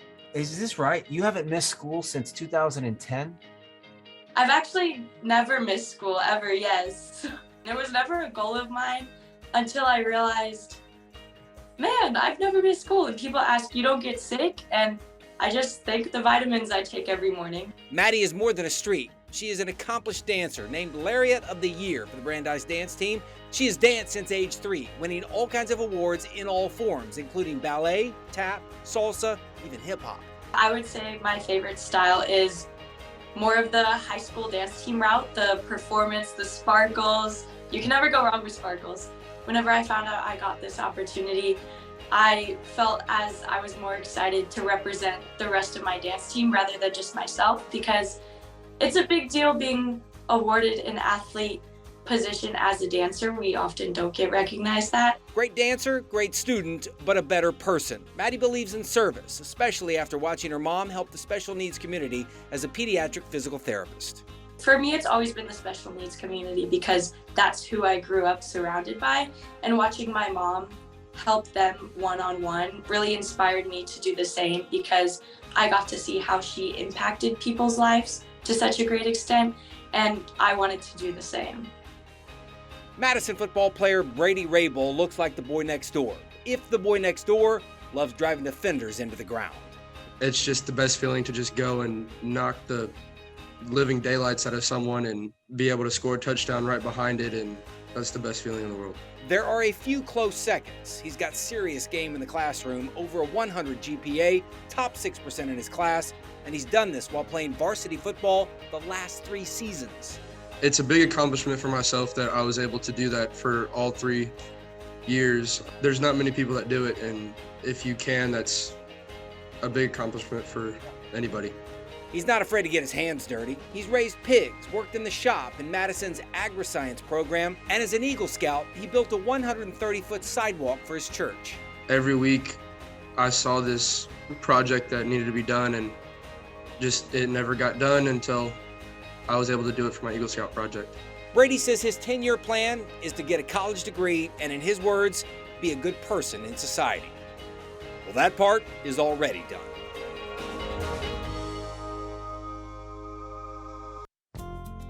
Who is Vulcan Materials Company? You see our trucks on roads all over San Antonio and the surrounding area. But what do we do? Well, our story began over 100 years ago, and today we are the nation's largest producer of aggregates. That's stone, sand, and gravel. Plus, we produce construction-based materials including asphalt and ready-mixed concrete, the stuff to build the roads you travel, the schools your kids attend, and the homes you live in. Everywhere you look, you will see our footprint. Our story is one built on the talent, dedication, and performance of our employees. Hardworking San Antonians just like you. Our mission is to be responsible stewards with respect to the safety and environmental impact of our operations and products. In other words, we want to be your good neighbor, doing the right thing, the right way, all the time. The Vulcan way. Who are we? We're the ones helping to build a rock-solid future in San Antonio. Vulcan Materials Company, proud sponsor of Thursday Night Lights and Scholar Athletes.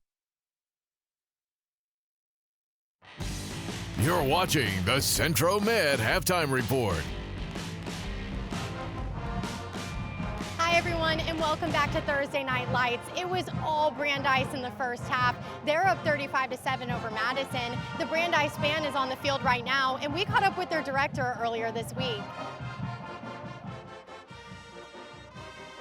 My name is Patrick Aguirre, and I am the director of band at Louis D. Brandeis High School, and this is actually my first year as head director at the high school.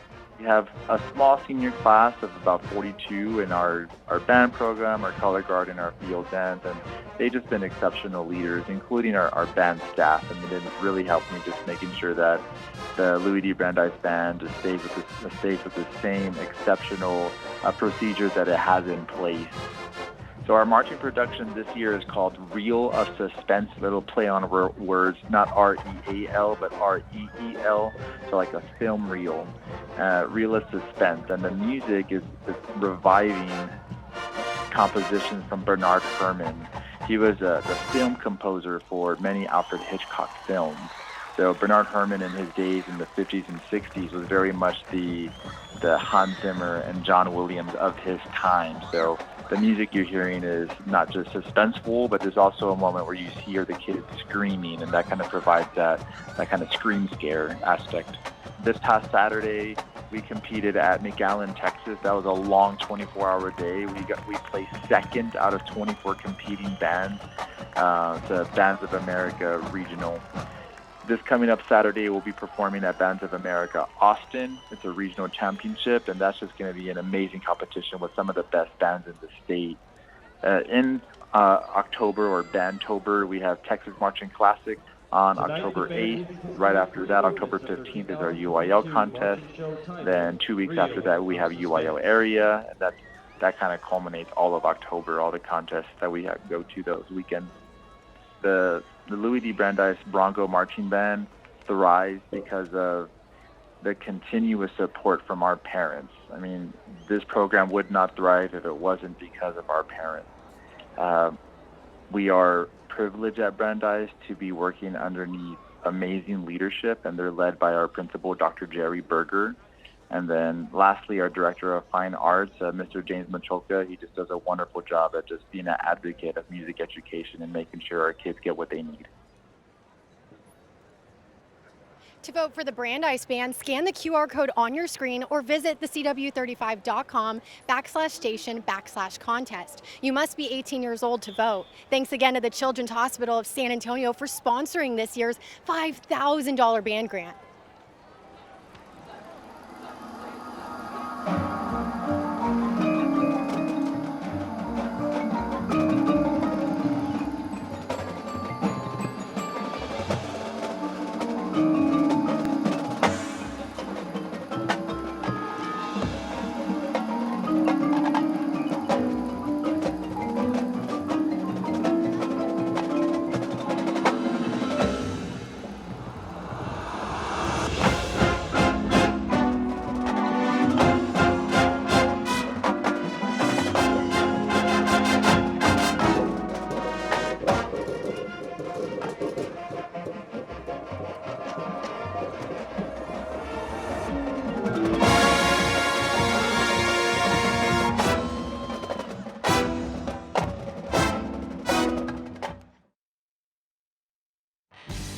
You're watching the Centro Med Halftime Report.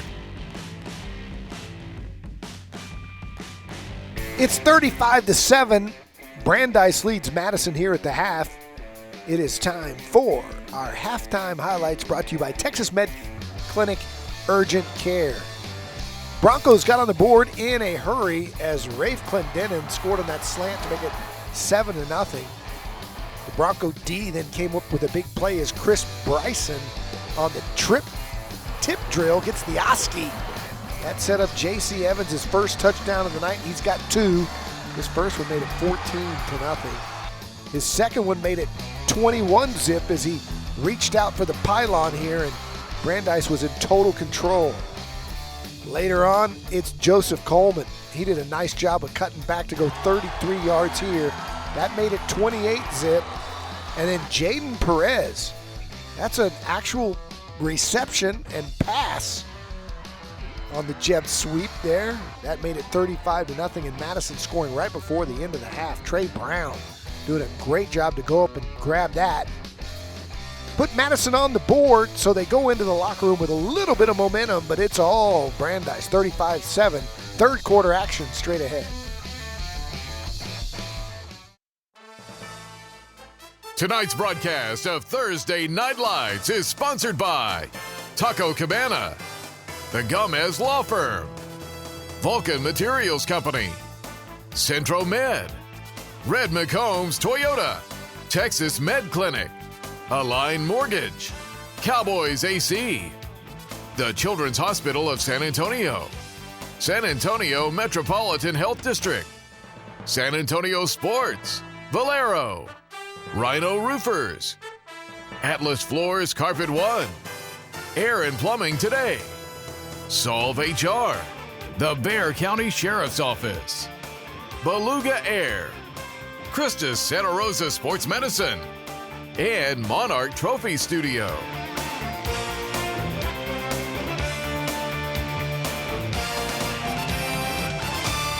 It is time to check out the halftime stats. All Brandeis on the scoreboard and Chuck all Brandeis on the stat line.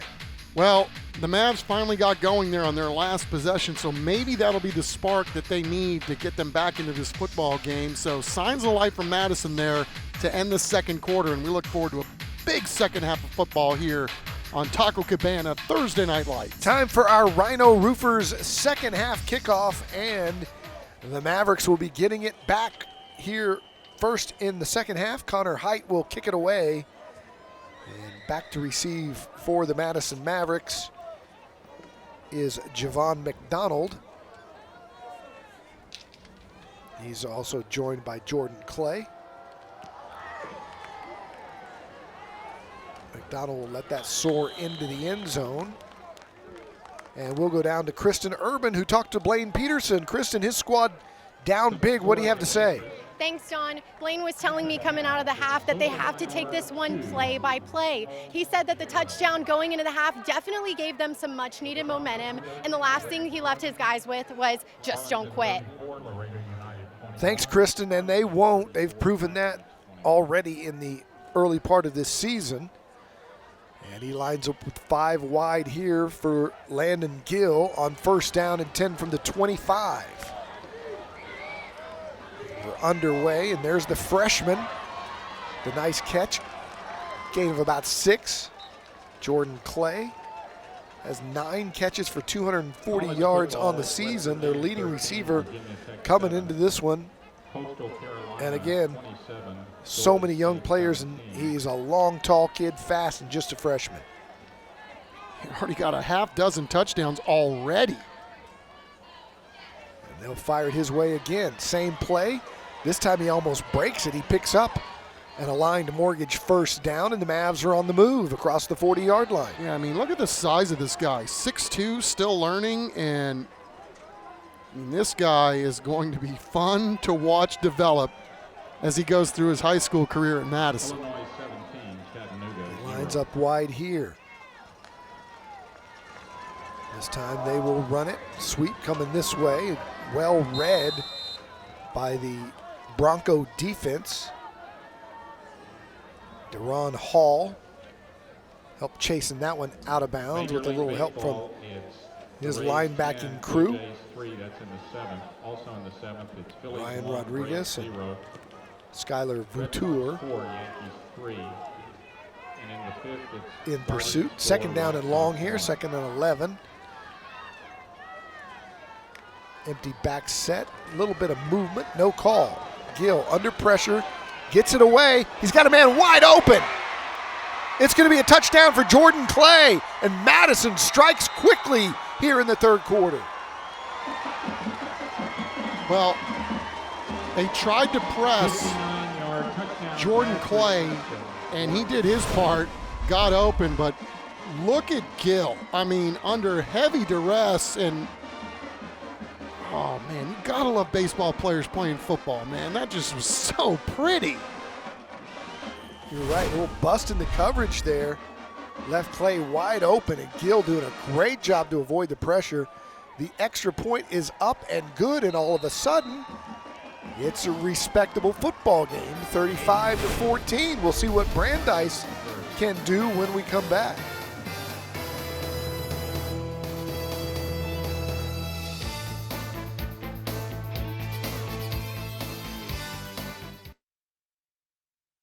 Closed captioning for tonight's game is sponsored by Solve HR.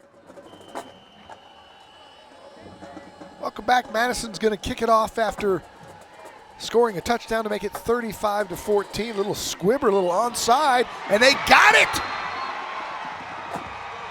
Guess who? Jordan Clay. 3 quick receptions, including a long touchdown, and now the Mavs with an onside kick. Well, perfectly executed by the Madison special teams. Coach Peterson was telling us that unit really struggled early on, and they put a lot of emphasis on that the last few weeks, and their special teams have been magnificent tonight. That's the 2nd extra possession they've snagged from their 3rd unit. So Madison with the football and a first down. A line mortgage first down inside Bronco territory, but the defense of the Broncos bowing up here, and that's going to be a loss of about 4 for Kashawn Rogers. Rogers showing a lot of fight right there. I cannot say enough about the job that the Brandeis front is doing on defense. I mean, these guys are getting off the ball quickly. Dylan Cowan making the play there. It's 2nd down and 10. Well, actually, it's 2nd down and about 14. Here's Gill. Wants to run. Dropped again. It'll be 3rd down and long. Another good play fired up by Skylar Voutour.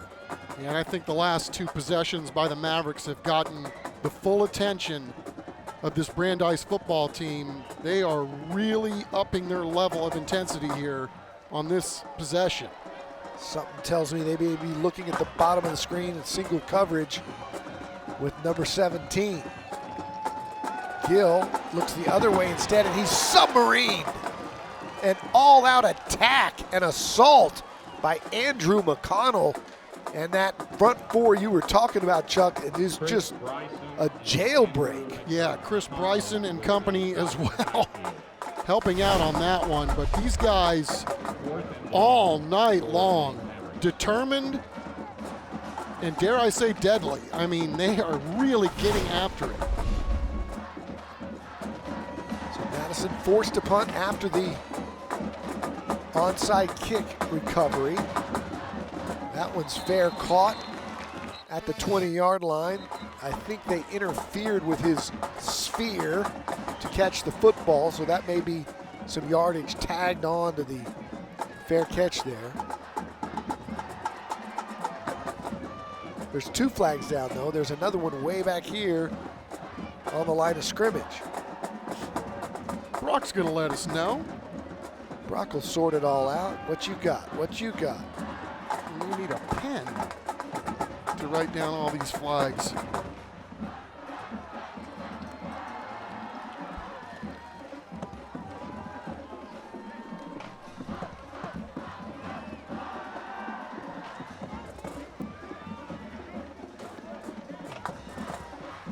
Chad Wade talking it over with Coach Peterson.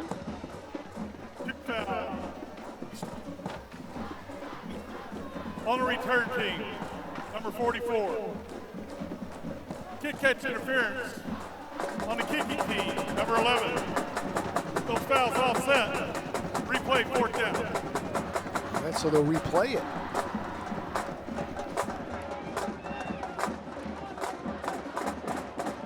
Gotta get both those units back out on the field. Ian Luna made a nice fair catch at the 20. We'll see how the yardage is affected here when they kick it over. The other thing that's interesting is Brandeis a couple of times has gotten real close to blocking the punt. Well, Coach Bruce, I think, has to be awfully proud of how his defense responded right there. I mean, he just took a couple of hard licks right in the chops, and all of a sudden momentum starts to go the way of the Mavs, and it only took 3 plays for Brandeis to reassert itself in this football game. Plenty of time to kick this one. Luna's going to let it bounce, just telling everybody to get out of the way. And Brandeis will have about 5 extra yards after all of that mess. 9:01 to go, 35-14, Brandeis football when we come back.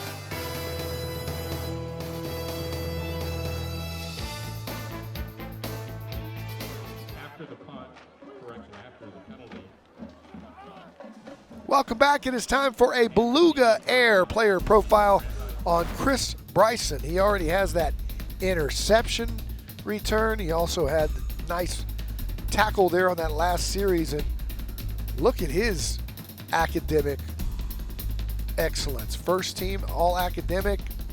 He's got a prestigious internship. He's in Fellowship of Christian Athletes. Overall, great kid. We had a penalty, unsportsmanlike, unnecessary roughness that backed Evans and company up to the 11, and he is dropped here on first down. And a nice play by the Madison defense there by Damian Mendoza. Again, Mendoza's been all over the place tonight. Yeah, we talked about it earlier. Both safeties having a whale of a ball game for these Mavs. Loss of 1.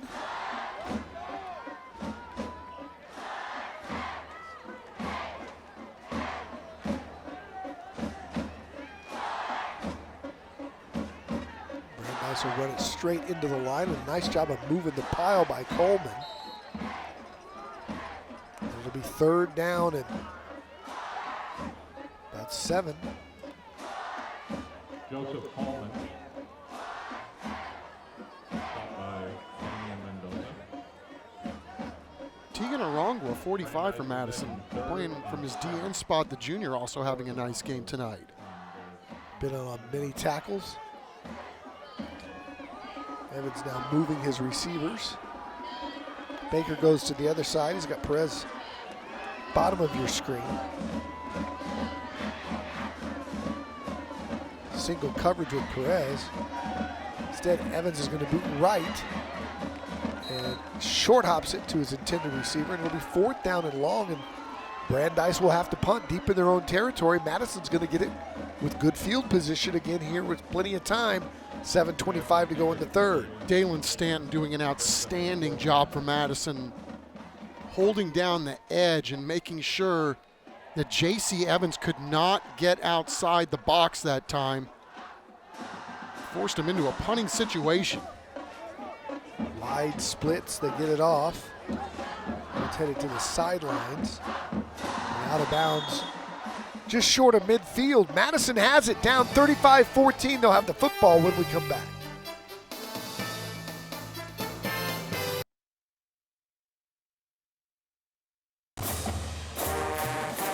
Welcome back to Red McCombs Toyota. Smile Cam was out at the Madison pep rally yesterday. See the Mavs band there, fired up. Chuck, you remember walking those hallways? I do, vaguely. So many centuries ago. You want to tell everybody how long ago it was? You have a special anniversary. I just gave it away. It was exactly 4 centuries ago. Wow. No, or decades. Dog years. Yeah, they had a big reunion this weekend. Unfortunately, I couldn't attend, but it looked like everybody had a good time. Saw a lot of the pictures, and everybody still looks pretty good. Madison was a relatively new school when you went to high school there. Inside handoff. Oh, let's see if we can spot Chuck. Hold on, I'm gonna find him. Oh, it's a pretty apt picture because I did a lot of sitting. I can't, hold on, I can't find you. We're gonna have to go back to that. Here goes Gill, getting to the outside, another nice run to weave outside to pick up an Align Mortgage first down. Okay, give me that shot up again. Chuck McAtenick, pride of. With the quarterback keeper right there? for the Yep. Mavericks. Can't tell your number. Second row, second from the far right. Wow. I haven't changed a bit. Not at all. I'm holding the bat out down there in the lower insert. It almost knocked me over because the bat was about as thick as I was. John Gibbons in that picture? No, John Gibbons went to Mac, but he Norm worked Charlton out with us. Norm Charlton? Charlton graduated the year before. Okay. That team was really good, but Judson was a little bit better. Landon Gill on the carry. Uh-oh. Stopped by Brady Engelman. Yeah, we may need to cut away from that. We got an injury down on the field.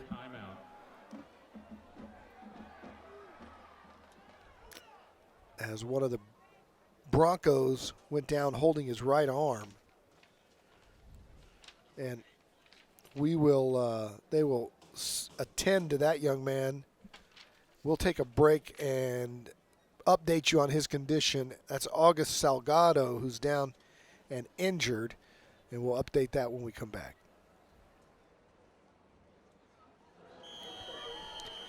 We're back. Salgado walking off under his own power, favoring the right arm a little bit. It's second down and 2. Here's Gill. Straight drop. He's going to run for it. Now he fires. Got a man and just incomplete as he was looking for Brown. Got a flag down. Trey Brown, the intended receiver. It looks like they're going to back up the Mavericks.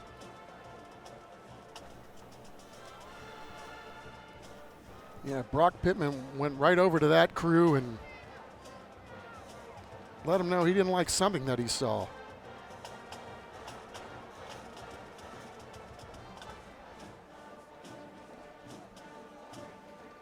Yeah, maybe he crossed the line of scrimmage. He looked like he was going to run for that first down and then pulled up and let it fly.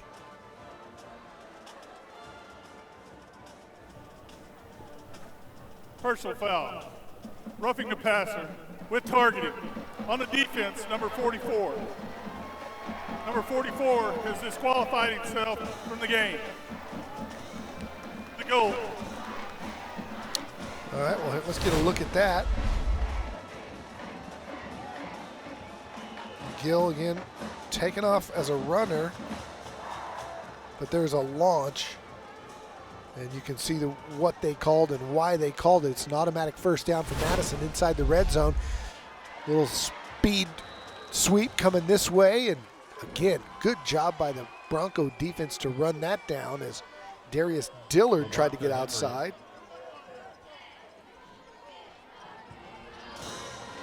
Well, we got plenty of time left in this ball game. Madison sticks one in here, and we may have ourselves a football game. It's very after all. interesting. 2nd and 7. There he is again. Dillard looking to run over people. Picks up a couple of more. Again, he's their leading rusher. 27 carries coming in. Only had about 4 or 5 carries tonight. Picked up a couple to make it Aaron 3rd Garcia and Trevor Short. This Brandeis defense is something else. I mean, they're matching stride for stride with just about every athlete Madison has on the field. Having a tough time getting this one called. Play clock inside of 10. Now they get set. Gill's got 3 to his left. Got the big guy over the middle. He's got him. And he just had too much zip on it for Jordan Clay on that one. Good coverage, by the way. Yeah, they've done a nice job finding Jordan Clay on these quick slants. Let's see how much heat's on this one. A lot. Tipped off his hands and went 15 rows up in the bleachers. Right. Yeah, really impressed with the moxie of Landon Gill. We talked about him being a baseball player. He's a quarterback too. He's really showed out here this evening for the Mavs. Big play here, 4th down for the Mavs. He's got Brown, top of your screen. Pressure coming. He got out of it. Gill scores! Touchdown, Madison! What a play by Landon Gill. He was dead to rights with an all-out blitz, and this time he found a way to escape it. I'm still not sure how. Oh, free reign. I mean, this guy's having one heck of a ball game. He's been under immense pressure, significant pressure all evening long, and he just keeps coming up with big play after big play. The Madison Mavericks have scored 21 straight. This was a 35-zip ball game, and now it's a 2-score game, and there's still 5 minutes to play here in the 3rd quarter. Man, bringing the pain, bringing the heat are the Brandeis Broncos, but Landon Gill's going to make himself a play all by himself. What a play by Landon Gill. Talk about not quit. Kristen Herman told us at the beginning of the half that was Blaine Peterson's message. Well, message received. The Mavericks have fought back.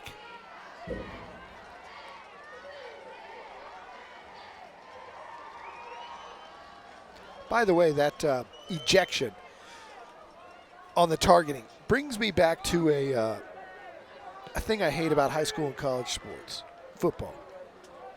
I think something has to be incredibly egregious to be thrown out of a football game. I don't like that. You see the UTSA game the other night when DeMarvie and Overshown ran into Frank Harris, helmet to helmet. Didn't look to be like they launched it. As they take a look at Gill, wonder if he's a little woozy after hitting the turf on that touchdown. Yeah, Don, I think it just goes back to this is a game that's getting increasingly harder to officiate because of the rules and how big, fast, and strong all these players are at every level. So I'm not opposed to personal foul, 15 yards. Well, you got one right there. Whatever that is. But, you know, when they throw these kids out of these games, then they have to miss the half of the next game. And a lot of times on some of these targeting calls, it's not a launch. It's almost incidental that the heads come together. Personal foul on the receiving team, number 89. 15-yard penalty. So that'll back Brandeis up. Yeah, again, it's the 40,000-foot view, right? I mean, you're playing a physical sport. These games mean something. They mean a lot. They mean a lot to every single guy on the football field.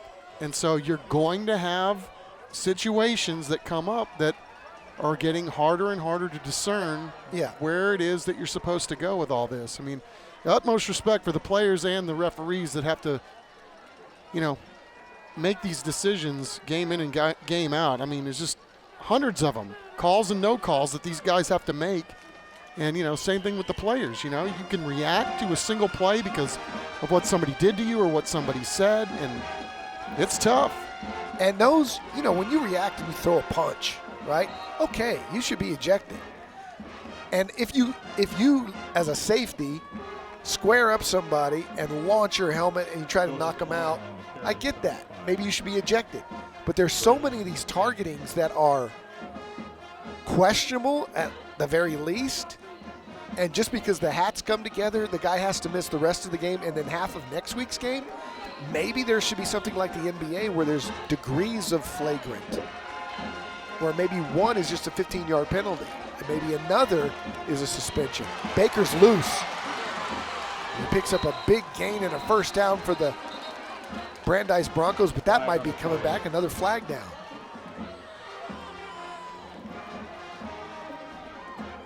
Well, let's see how this one goes, because you talk about a tale of two halves. I mean, Madison could not buy a break in the first half, and now it seems like the pendulum has swung to the other side.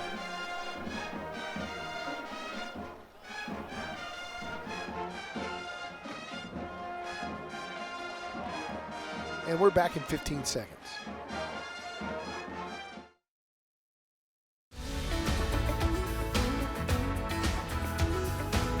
Being a teen ambassador lets me speak up for teens who might not have a voice and be able to connect with other teens around the city.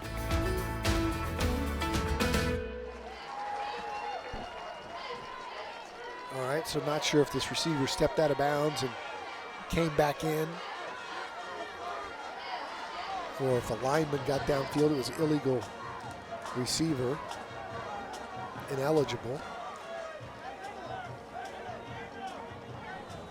So it goes back to third down. Yeah, and all of a sudden, this third down feels like it's a fairly significant one, right? Yeah. And all of a sudden, Madison's got a little spring in their step, and they could really put the heat on these guys right here with a stop. Yard penalty, third down. And how many teams, how many times over the years have we seen in any sport, when momentum goes against you, it is hard to get it back.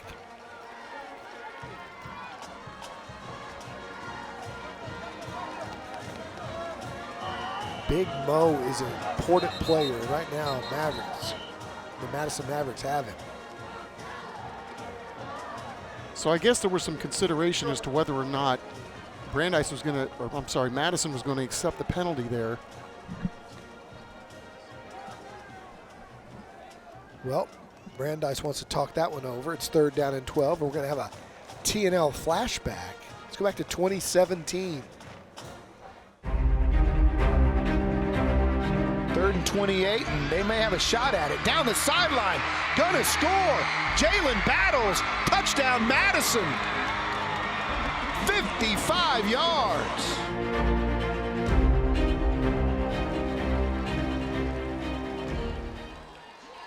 And we're back. Yeah, Don. Jalen Battles, what was he, a fifth-round pick of the Tampa Bay Rays? Played at Arkansas.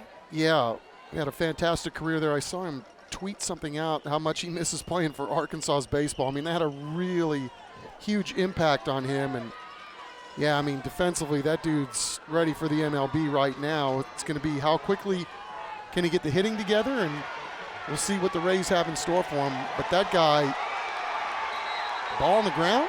Madison football. Look at that, little Jalen Battles yakking, and all of a sudden we've got a little karma going for the Madison Mavs as they come up with another big play. Tegan Arangua coming up with the fumble recovery as Evans lost it. See what happened here. A lot of contact, and the hit came up. The ball squirted out, and Arangua is there to get it. Let's see who caused it. Boy, there are a lot of bodies down there on the bottom there for 44. the Madison Mavericks. I think Taylor Torres landed the blow to knock the ball out. Dalen Stanton doing again another nice job over there holding up his end of the bargain. All of a sudden we got an interesting football game. Thrown out into the flat, but you don't want to throw it in the direction of Brady Zingelman, and Brady was right there to make a play there. He's a little fired up now, and we've got ourselves a football game. 3:45 to go here in the third quarter. Is there anything that Zingelman can't do, inside or outside? I mean, that dude's been all over the field. And Gill's feeling a little confident now as he runs the ball inside with Keyshawn Rogers. Trying to get back to the original line of scrimmage, and does, so it'll be third down at about 10. Maybe 11. Big play in the football game right here, although I think it's two down territory again for Madison. Whether or not they get it here or not, they will go for it on 4th down, I would assume. Good job by Kristen Urban at halftime talking to Blaine Peterson, who pointed out that he just didn't want his team to quit, and they have not. And all of a sudden here, gotten themselves into this football game, but they need a big play here on 3rd. Going deep, Gill got his man down there. Good coverage in the backfield by Brandeis. Trevor Short was down there in coverage. Didn't see a pass interference call, but there may be a flag back down here near the line of scrimmage. I don't see a flag down there either, but it sure looks like they're talking something over. Foul. On the defense. Wow. 10-yard first down. To another Align Mortgage first down. Huge call. 3rd down. It's automatic first down with the hands to the face. 9 penalties for 100 yards now for the Brandeis Broncos. And that's put Madison in position to cut this to a 1-score game if they can get into the end zone on this possession. They'll run it again. Good defense up front by that Bronco front 4 again. Do they call him the Orange Crush? Like Lyle Alzado and company? They used to. Chris Bryson. I would imagine you'd find at least somebody sporting Orange Crush something down there on the Brandeis side. Defense in that front 4. 2nd and 12. Worthy of that tonight. Keyshawn Rogers on that call. 2nd down and long now. Gill's got it loaded to the left-hand side. Now he's going to scramble right. He's got a lot of room if he can beat one man. Now fires. Got a man. What an effort. Out of the back of the end zone. But what a nice diving effort by Levante Henry. Yeah, that hurts. Boy, he sold out to try to make a play. Yeah, he did. And again, Landon Gill. Look at the athleticism. And then just wrist rockets galore in this ball game from that guy too. I mean, that was a frozen rope, just a little too high and a little too much heat. I thought with his, mobility and the way he's stopped on a dime and cut back, he was one-on-one out there in space. I want to second guess if he should have made a move there and tried to beat somebody one-on-one. Yeah, he's a quarterback, right? I mean, he's looking to make a play, right? And he saw his guy flash down there. Just a little too much hot pepper on that one. 2nd and 17. Now he's thinking about running it. And he's chased down from behind. And again, guess who? It's Brady Zingelman. He can just flat out move for a guy who's 6'4", 193. Stopped by Brady Zingelman.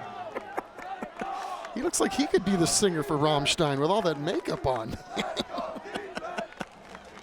Wow, what a football player that guy is. 3rd and 16 here.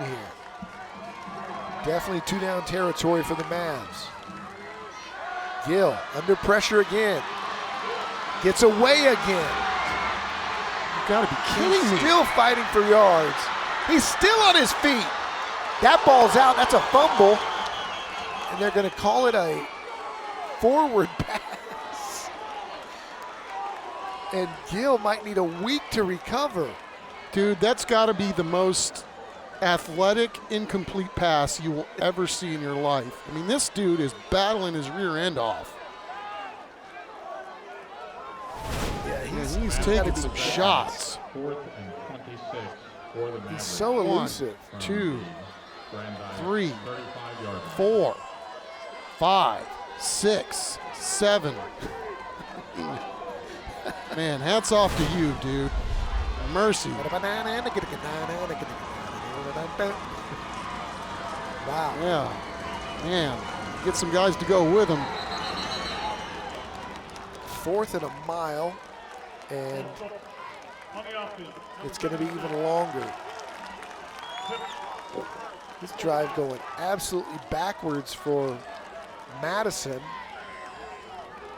You know, Don, now you wonder if you punt it. Yeah, I mean, you got a whole nother quarter if you want to consider letting Landon Gill pop it down the field. Maybe a quick kick. I don't know. You got 17 down there. He has any time to throw. He just has not had time. Now does. And it's incomplete at the 15-yard line. Had a receiver down there, and it's a little low. It would have been a tough catch. Yeah, it wouldn't have been enough for a first down either. But, man, this guy's doing everything he can to buy himself some time. I mean, this is an impressive performance. It is now Brandeis possession By Landon Gill, just a junior. for the Broncos. This guy, I mean, the effort and the athleticism has just been something to behold. They're laying it out there, aren't they? Accurate. 8 seconds left here in the third quarter. Brandeis was up 35-0. Now it's 35-21. They'll go to the fourth quarter with the lead here, but they've lost a lot of their momentum. Turnovers, penalties. And that'll take us to the fourth quarter.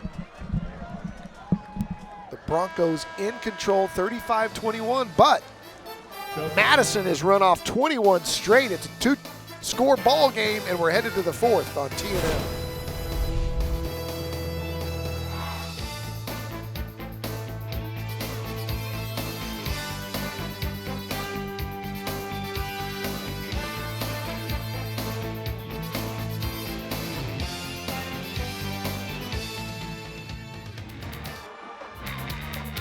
Welcome back. Time for the Texas Med Clinic third quarter highlights. Madison waking up at the half. Jordan Clay on the receiving end of this long, wide open touchdown. That got the Mavericks to make it a 35-14 game. And then Gill taking it himself makes it 35-21, and that's where we stand going to the fourth quarter as Madison has rolled off 21 straight points.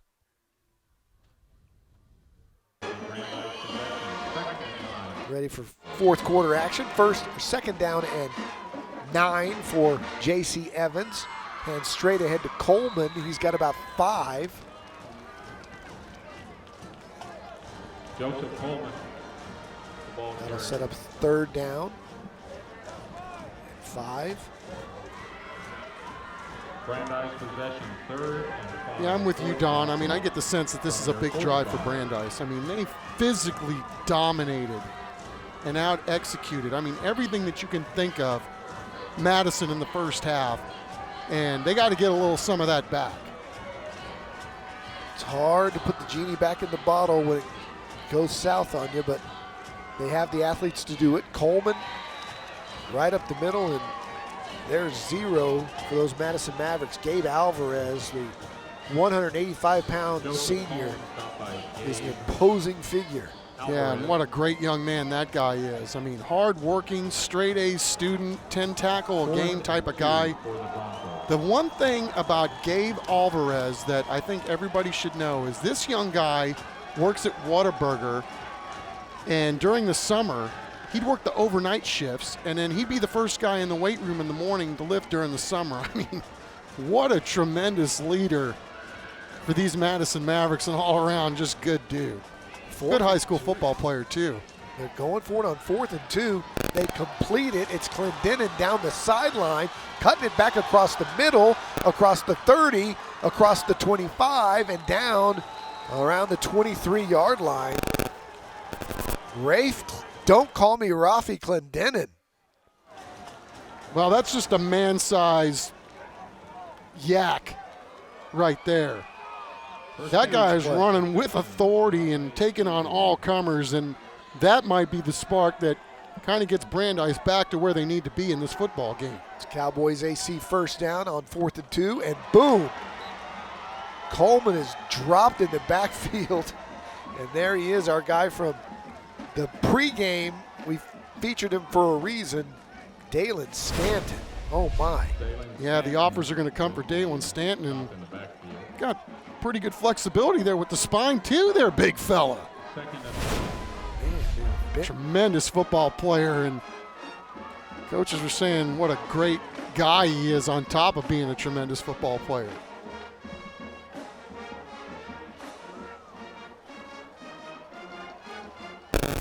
Second and 11. Here's Coleman right up the middle. Coleman pops it, still on his feet, and across the 10, inside the 9-yard line. Nice job by Joseph Coleman running hard again inside the Central Med red zone. Yeah, this has been a really tremendous drive for Brandeis. Aided, of course, by picking up the key 4th down, but now they needed to kind of right the ship here, and this is just what the doctor ordered as we wind the clock down inside of 9 minutes. And now Madison wants to talk that over. We'll take the timeout with them. Brandeis leads 35-21, but they're on the march.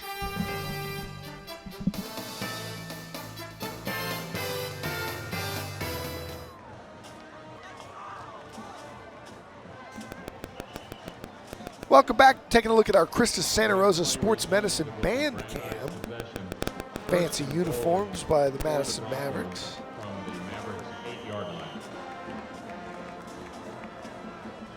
I don't know how comfortable those uniforms would be at 5 o'clock tonight when it was 95. Right?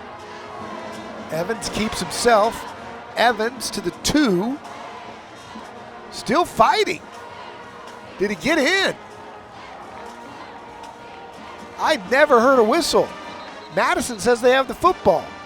What on earth? The officials, nobody gave a signal of any sort.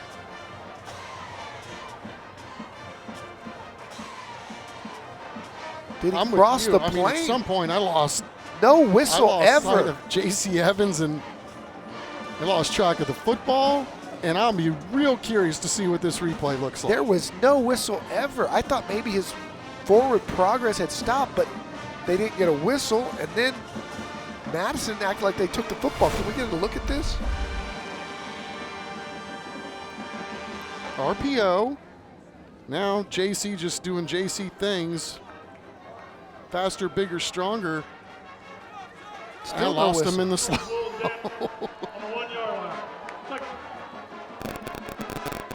They're going to place it at the 1. He's not down. And Madison takes it from him right there. He ends up in the end zone. Ball's out. I mean, they may have stopped his forward progress. They had to, I still had a hard time just to see humanity. And now a flag and a false start that'll back it up to the 5.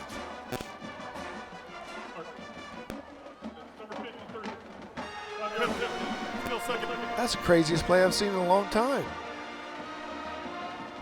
I'm not sure they should have blown a whistle. I mean, it looked like he kept lunging forward. You could make the argument it was a touchdown. I think you could make the argument it was a fumble. Crazy. Yeah, really hard to tell. And then, again, goes back to the earlier point, you're tasked to make a call in real time, right? No replay in high school football, not even when it's on TV. I don't know that replay would have helped anyway. Unless you're in a state championship game at Jerry World. That'll set up 3rd and goal with the tackle from the 5.5. Big play from Madison here.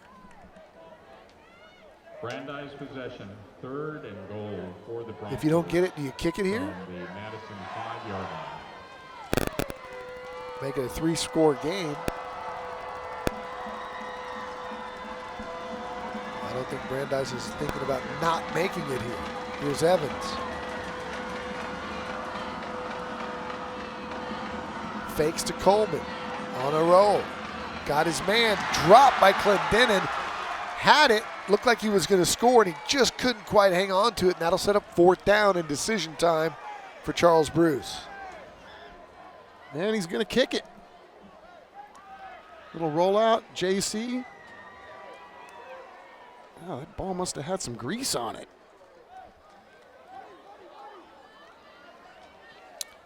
So on to kick the field goal for the Broncos is Ryan Villasenor, the 5'5" sophomore. It'll be a 22-yarder. And it's up, and it looks good from here, and it is 38-21 Brandeis Madison has the football, 7:16 to go here in the fourth quarter. That's a big kick.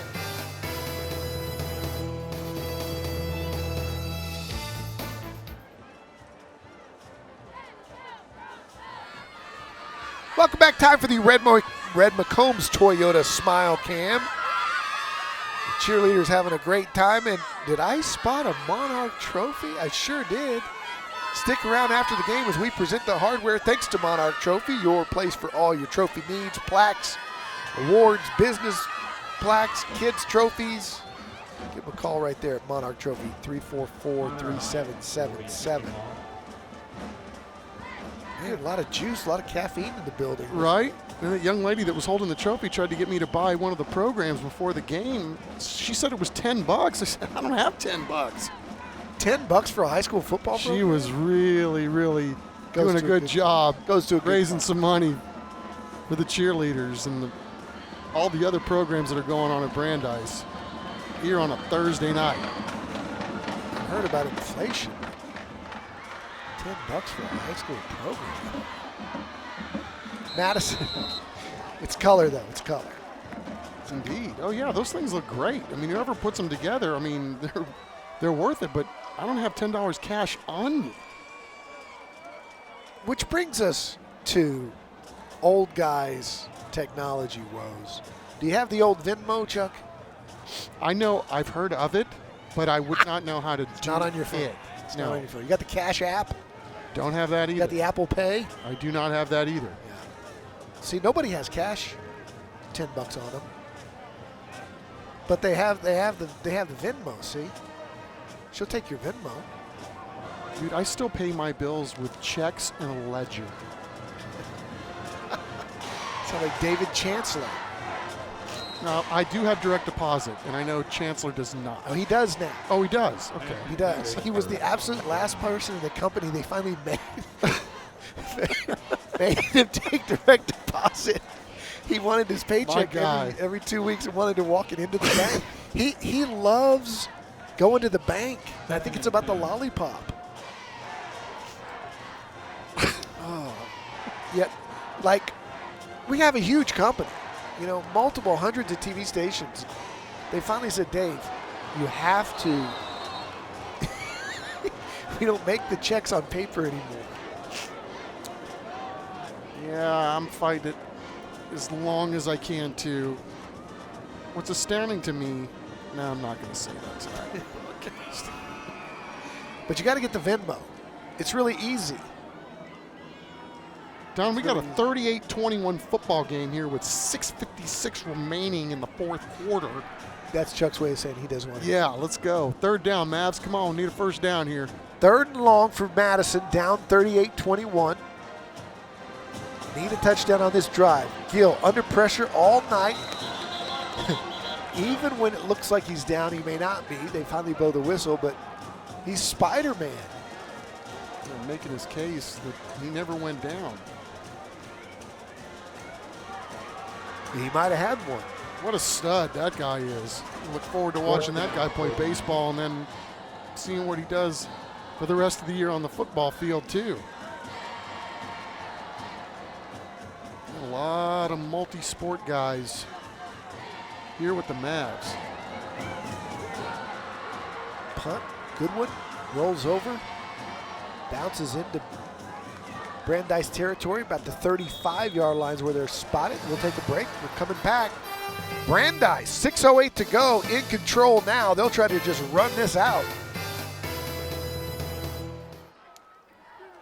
Welcome back. Time for another one of our Beluga Air player profiles.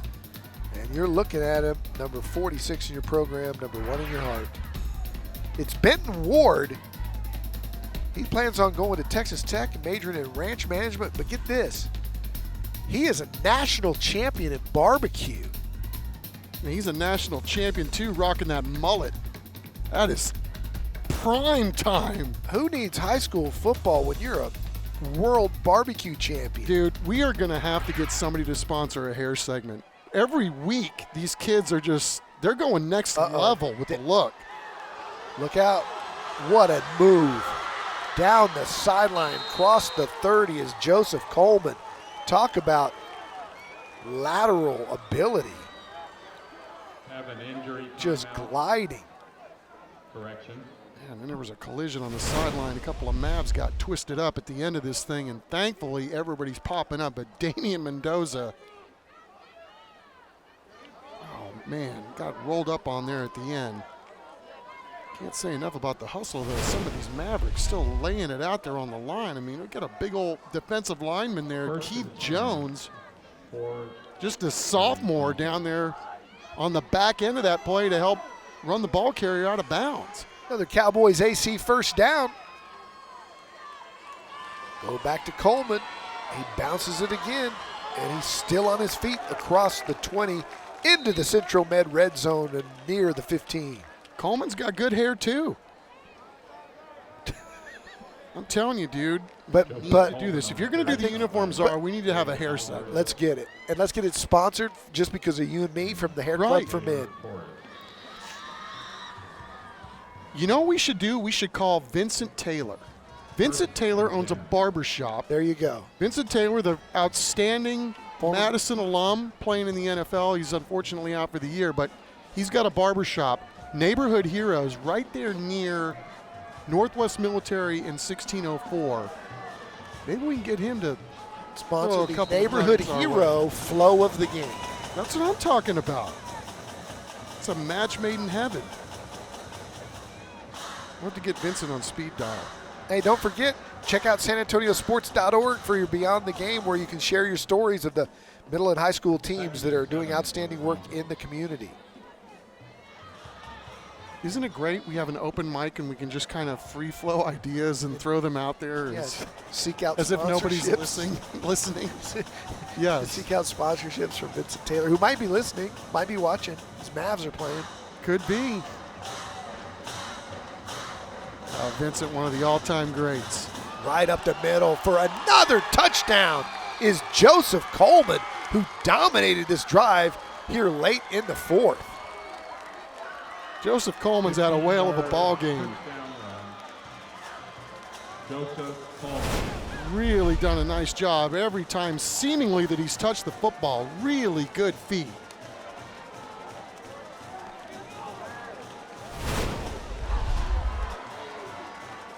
He's had a heck of a ball game. Had that 33-yard touchdown run early in the game, right up the middle, and he's shifty and powerful. That'll make it no good, so that'll be 44-21 with 4:27 to go here, still in the football game. And let's take another look at this run here. This guy's just really good at hitting the hole, and then a little stiff arm if you try to bring him down. We're back in 15 seconds.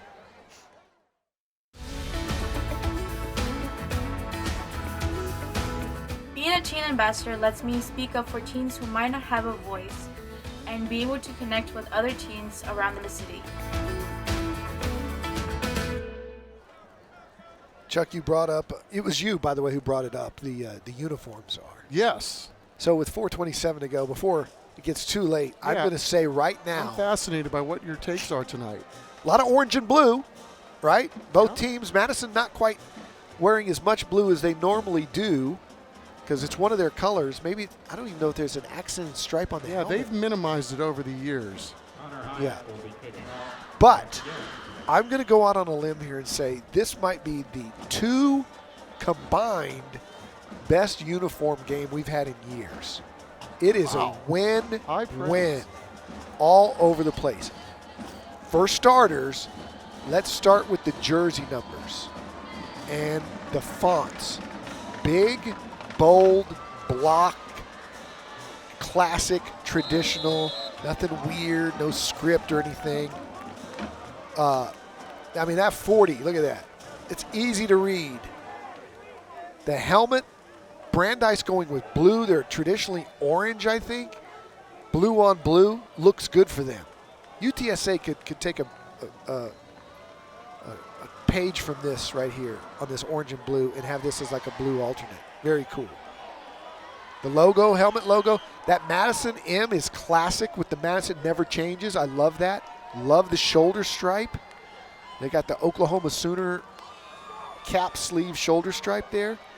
And then going with the burnt orange pant with the white jersey is a good look. I would prefer all white. I think when you wear ice whites, it looks really clean. But these are 2 thumbs up for both of these uniforms. Who's ever buying for these 2 schools, good job. All the way around. Clean and classic. By the way, the Cowboys are wearing blue Monday night in New York. Is that a good or a bad thing? I don't know if I still buy into the blue jersey jinx for the Cowboys. It was a thing in the 70s. That ball's completed to the outside. Nice zip on the ball from Gill. Yeah, he's been impressive. I don't know if the blue jersey jinx survives to this day. Yeah, that was a 70s, 80s thing, right? Yeah.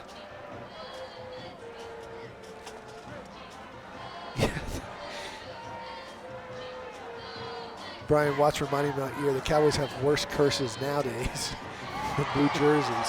What a catch. Did he hold on to that? Did he get pass interference and the catch?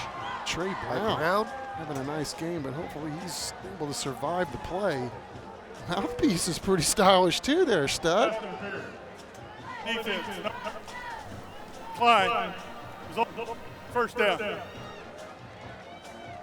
Man, what a play. Yeah, he had a big game last week against Roosevelt too. We talked about him being a big play guy going in, and he has certainly made his share this evening. He put 13 and 17 on the same field. Going to be some problems for the opposition going forward. Carry right up the middle into the Central Med red zone. Keyshawn Rogers on the carry. Sets up second down. 5 to go. Madison trying to get on the board here. 3 minutes left. Gill on a roll. Has a man. Fires again.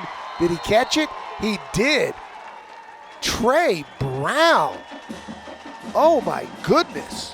2 catches on this drive that were college pro worthy. And it looks like he's just playing on blood and guts right now. He came up limping after that other great catch. Dude, Landon Gill's a quarterback. I mean, he put some mustard on that one too. And the Mavs going to try to tack on 2 more here, but what a great play by Madison. Gill and Brown, there it is, wide open to the, he had him for a second. Nice closing speed by number 5, Justice Green. Because the tight end, Tommy Brown, broke clear. Yeah, and Ian Luna doing a nice job too, clogging up the throwing lane, but here's another look. Popping it outside and then back foot, bazooka shot. Equals 6. Madison not going down without a fight. It is 44-27 with 3:09 to play. Boy, how much fun is it going to watch? Is it going to be to watch this whole Northeast League unfold? I mean, there's just all kinds of athletes at all these schools. They're all coached well. They all play hard. Oh, next week. It's going to be fun watching it all go down to see who can crease the Final Four to punch their ticket to the postseason. And next week we've got 2 of the brilliant young quarterbacks. J.C. Evans, who you're watching here tonight, Brandeis going against Ty Hawkins, the sophomore at Johnson. And that's going to be huge playoff implications. Probably the 2 favorites right now, the way they're playing. Hawkins had a coming out party in the Alamo Dome in the opening week of the season, and people who have known him since middle school say this kid is a rising superstar. Onside kick to come here. I'm not sure it's going to go 10 yards. Good fielding job there by the Broncos. Yeah, Trevor Short doing a good job finding the squib and then getting down quickly. All right, let's roll up some of the nightly awards. Let's go with the Bexar County Sheriff's Office collision of the game. How about Stanton getting in the backfield crush Coleman before he had that last touchdown run. Dalen Stanton. You're right. He's like rubber plastic man. Plastic man is out. Brock Pittman sorting something out.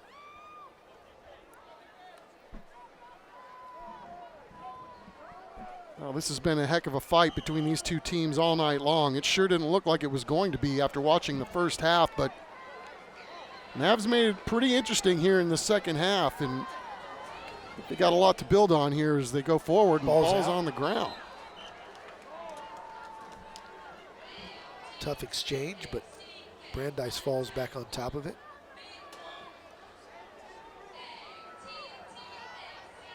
And right now it's time for our Atlas Floors Carpet One play of the night. How about Landon Gill? His squad's going to come on the short end, but look at the scramble here. Just zigging and zagging and finding his way to pay dirt. Landon Gill, our Atlas Floors Carpet One play of the night. Yeah, and it was good to see that they were checking him out on the sideline, that he checked out okay. That young guy is really had a whale of a ball game. I mean, what a freakish athlete. Coleman takes it for two. Joseph Coleman. Stopped by Tegan. And the clock is stopped for a timeout. Madison. Their second guard timeout. Takes their second one, trying to get the football back.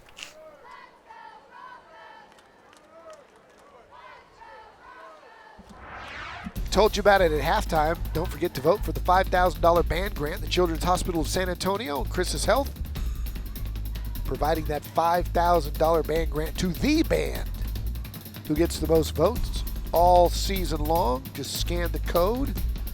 Go to the cw35.com/station/contest.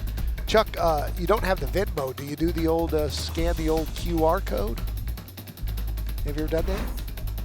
Yes, only at restaurants. For the I don't eat if I don't scan. Okay. All right, so that's a step. It's a step in the right direction. You know how it works. After the timeout, all right. Brandeis possession. Baby steps, Don Harris. Baby I like it. steps. Chuck McIntyre, put it on the record, has used a QR code. And he has direct deposit.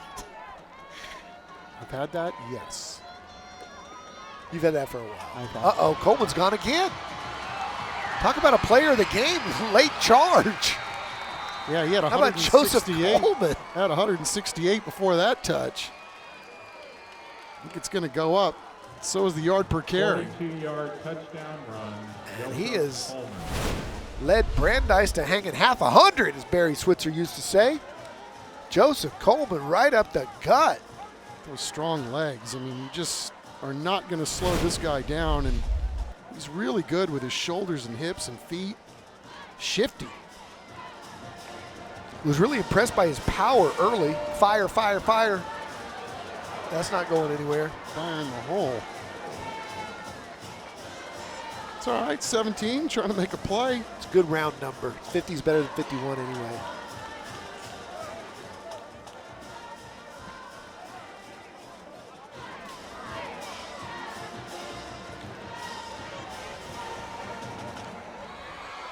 Big weekend of football on the CW35, and we're your home of UTSA football.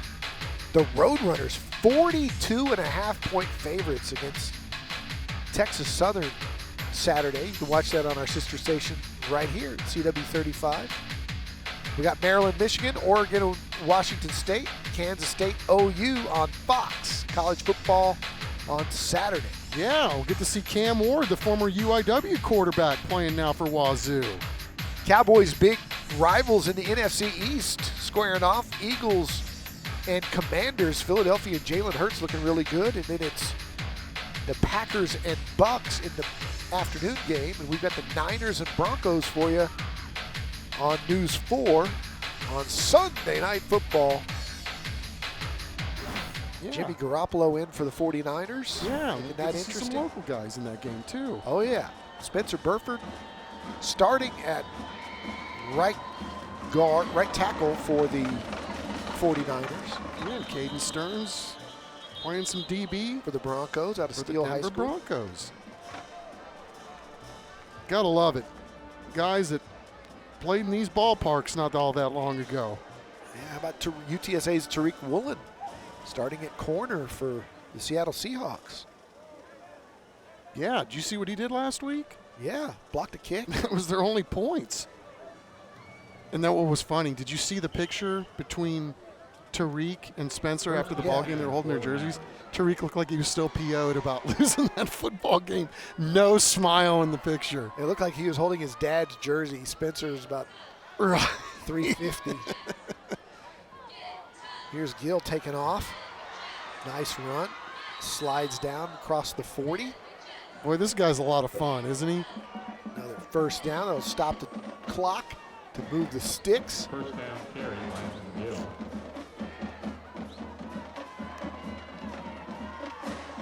Now he wants to throw. Boy, he's going to be sore tomorrow, isn't he?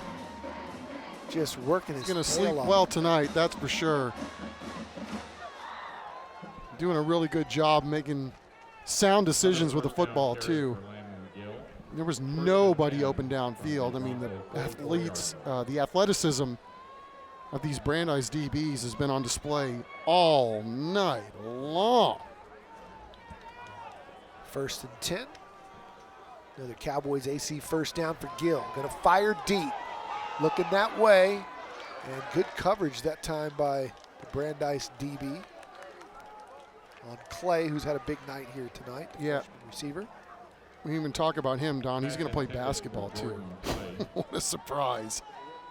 Something tells me he's going to be pretty good at it. Yeah. Yeah, Blaine Peterson was saying, you know, we watched him play football and dominated. We watched him play basketball and dominate and control games, too. I just can't believe the size of these guys as freshmen. You got to be kidding me. His back shoulder. Completed on 3rd down to Brown. Bring up 4th down in about 4. 3rd and 4.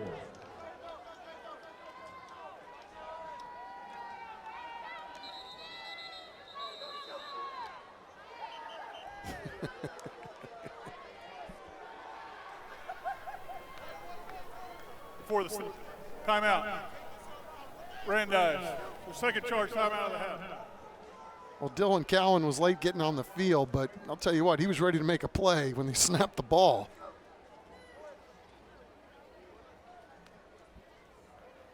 And we will take a break as they think it over. 1:09 to go here in the 4th quarter.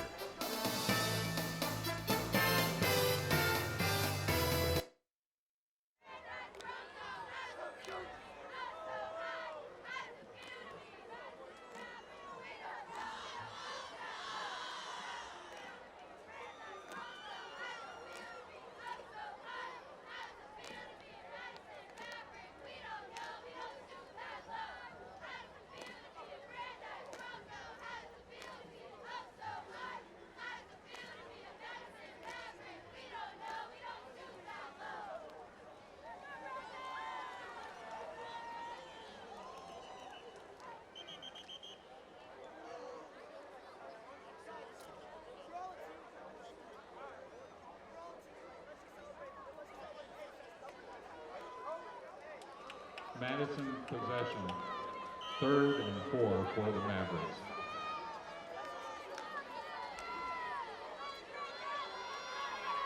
Third and 4. Gill still on his feet, spinning again, and he's dropped.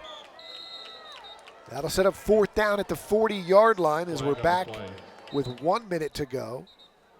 And a flag is down. And there may be either a face mask or personal foul here. I think we had some extracurriculars. Still 3rd down. Just an offsides. Well, there was a quick jump there, but I thought they were going to get some guys that were doing a little dance, shall we say. It gave him a post first play. down. It did give him a first down, so here we go. 1:01 to go. New set of downs for Gill. Fires in the flat and There were footsteps coming that way, and the flag goes down again. And flag on the play. Holding. Offense, number 54. Still first down.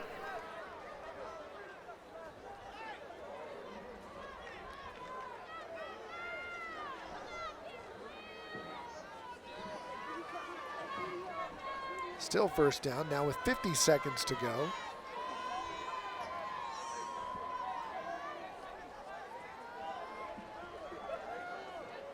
Let's see 17 one more time.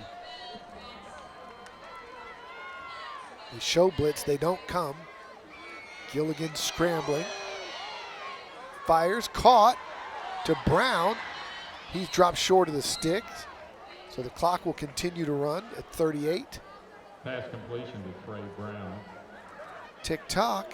Well, these receivers from Madison sure have had a big second half, They haven't need to they? stop the clock if they're going to talk about this. They never stop the clock. It should be about 39 left. And I propose a new rule. In a 23-point game, under a minute to go, there should be no flags. Let alone let's three. do a free-for-all. That sounds Let like a good alone idea. 3 or 4 in a row. They're going by the book here.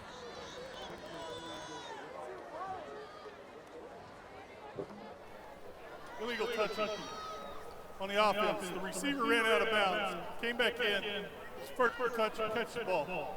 5-yard penalty from the previous spot, plus loss of down. Second down. All right. Hey, coming up, we've got Brennan again. And boy, have they been impressive. That's next week against a rival in O'Connor. Alamo Heights Jefferson, the Gucci Bowl coming up. O'Connor Stevens.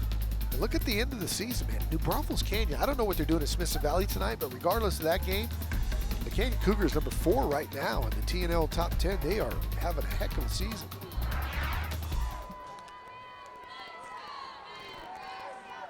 Gill on second down, slings it out here to this side. Nice little cutback move and out of bounds, stopping the clock. Good job there by Madison's Levante Henry. Pass completion to Levante. Yeah, I like that. He, for a second there, thought, let me see if I can make a play, and then I'll get out of bounds, and then we'll come out and do this again. Penalty for the previous spot. Still second down. Unfortunately for Henry. It was pretty heads up there. I wonder if the Texas High School record book has the record for most plays where a penalty was called. Inside 45 seconds left to go in the game. This might rival it. That's 5. Just off the top of my head. I think that's 5.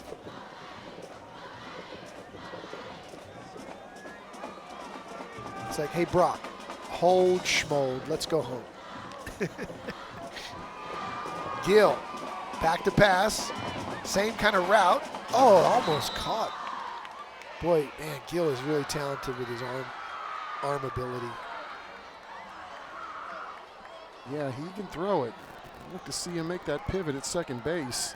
Something tells me as he gets older, he might have to, well, he's a junior, but see him on the left side of the diamond too. I mean, there's nothing wrong with that arm.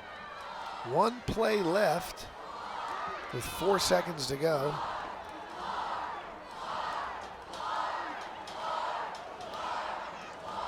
And this will do it.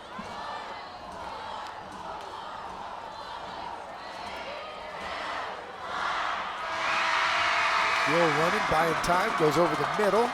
Henry again, and he's slung down. And that'll do it. That's your football game. Brandeis 50, Madison 27. The Broncos jumped out to a 35-0 lead. Only to see Madison come back and score 21 straight, but the Broncos hang on and they take another step forward in these district playoff standings. We'll come back and wrap it up with our highlights. We'll present the trophies and have much more as TNL rolls on from Ferris Stadium.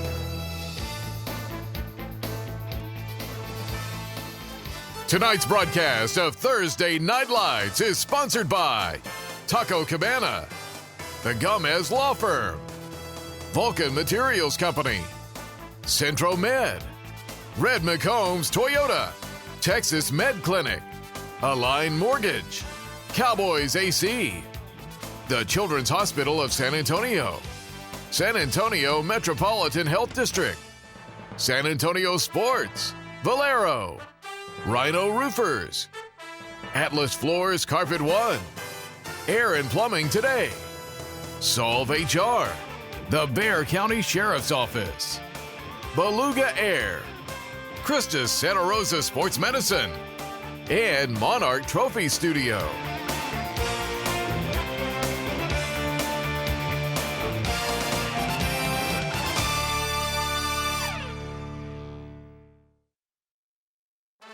Welcome to the Taco Cabana Thursday Night Lights post-game show, presented by the Gomez Law Firm. Final score 50-27. The Brandeis Broncos are Week 5 TNL champs. Let's go down to Kristen Urban standing by to hand out the hardware. Kristen. Thanks, Chuck and Dawn. I'm about to announce our player of the game, Joseph Coleman. Would you please come forward?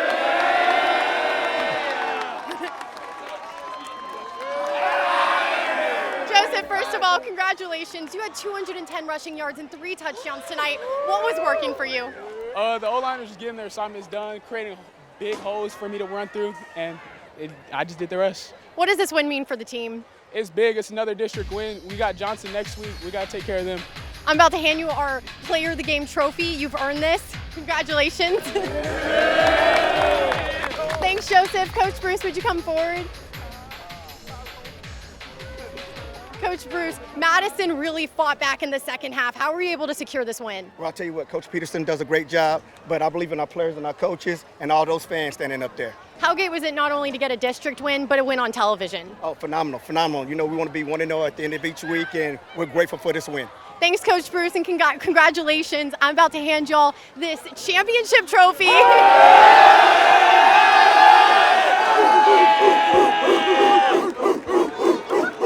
All right, thanks, Kristen. We're coming back to wrap it up right after this.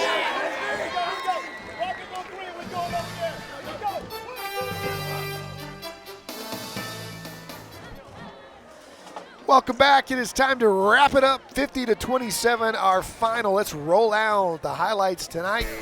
Brought to you by Texas Med Clinic Urgent Care. J.C. Evans and company got going early. Clint Denon on the slant made it 7-0, and the Broncos were out and rolling. The defense coming up with a pick. Chuck, they reeled off 35 before Madison knew what hit them. Yeah, Don, this was a mighty impressive performance on both ends of the ball. Of course, 11 having his usual great game, but this Brandeis defense really setting the tone with the physicality of this game. There's Coleman, the first of his 3 touchdowns. He broke this one for 33 yards. It was 21-0. It was 28-0. Perez on the little sweep, jet sweep that was actually technically a forward pass. But then Madison got a spark right before the half. Trey Brown, get off me, touchdown. They went into the locker room with some momentum and came out and scored 21 straight. When you add in the one from the end of the first half with the 2 here early in the second half, Gill scrambling for this one. All of a sudden it was a 2-touchdown game, but Coleman took over from there, a short one and then a long one. Even though Madison fought back again, Brown had one in between there. And then the nail in the coffin as Coleman went the distance. And Madison did bounce back, Chuck. They ended up with 302 total yards. Yeah, you know, they came out and really made a great accounting for themselves in the second half. An impressive comeback by the Mavs to make this thing interesting, but Brandeis in the end, just too much in all 3 phases. All right, we're coming right back here to Ferris Stadium next week. Number 2, Brennan, taking on the O'Connor Panthers, a district rival. You'll get a chance to see Ashton DeBose again. We had him a couple of weeks ago, one of the top players in town. That's next week on Thursday Night Lights. The executive producer of TNL is Dean Radla, our producer extraordinaire, Chris Kotfus For Brian Watts and our entire crew, including Oscar and Javier, the engineers running the truck, for Chuck McIntyre, Kristen Urban on the sidelines, and a statistician in the booth, Nick Funky Cole Medina. I'm Don Harris. We'll see you next week on Thursday Night Lights.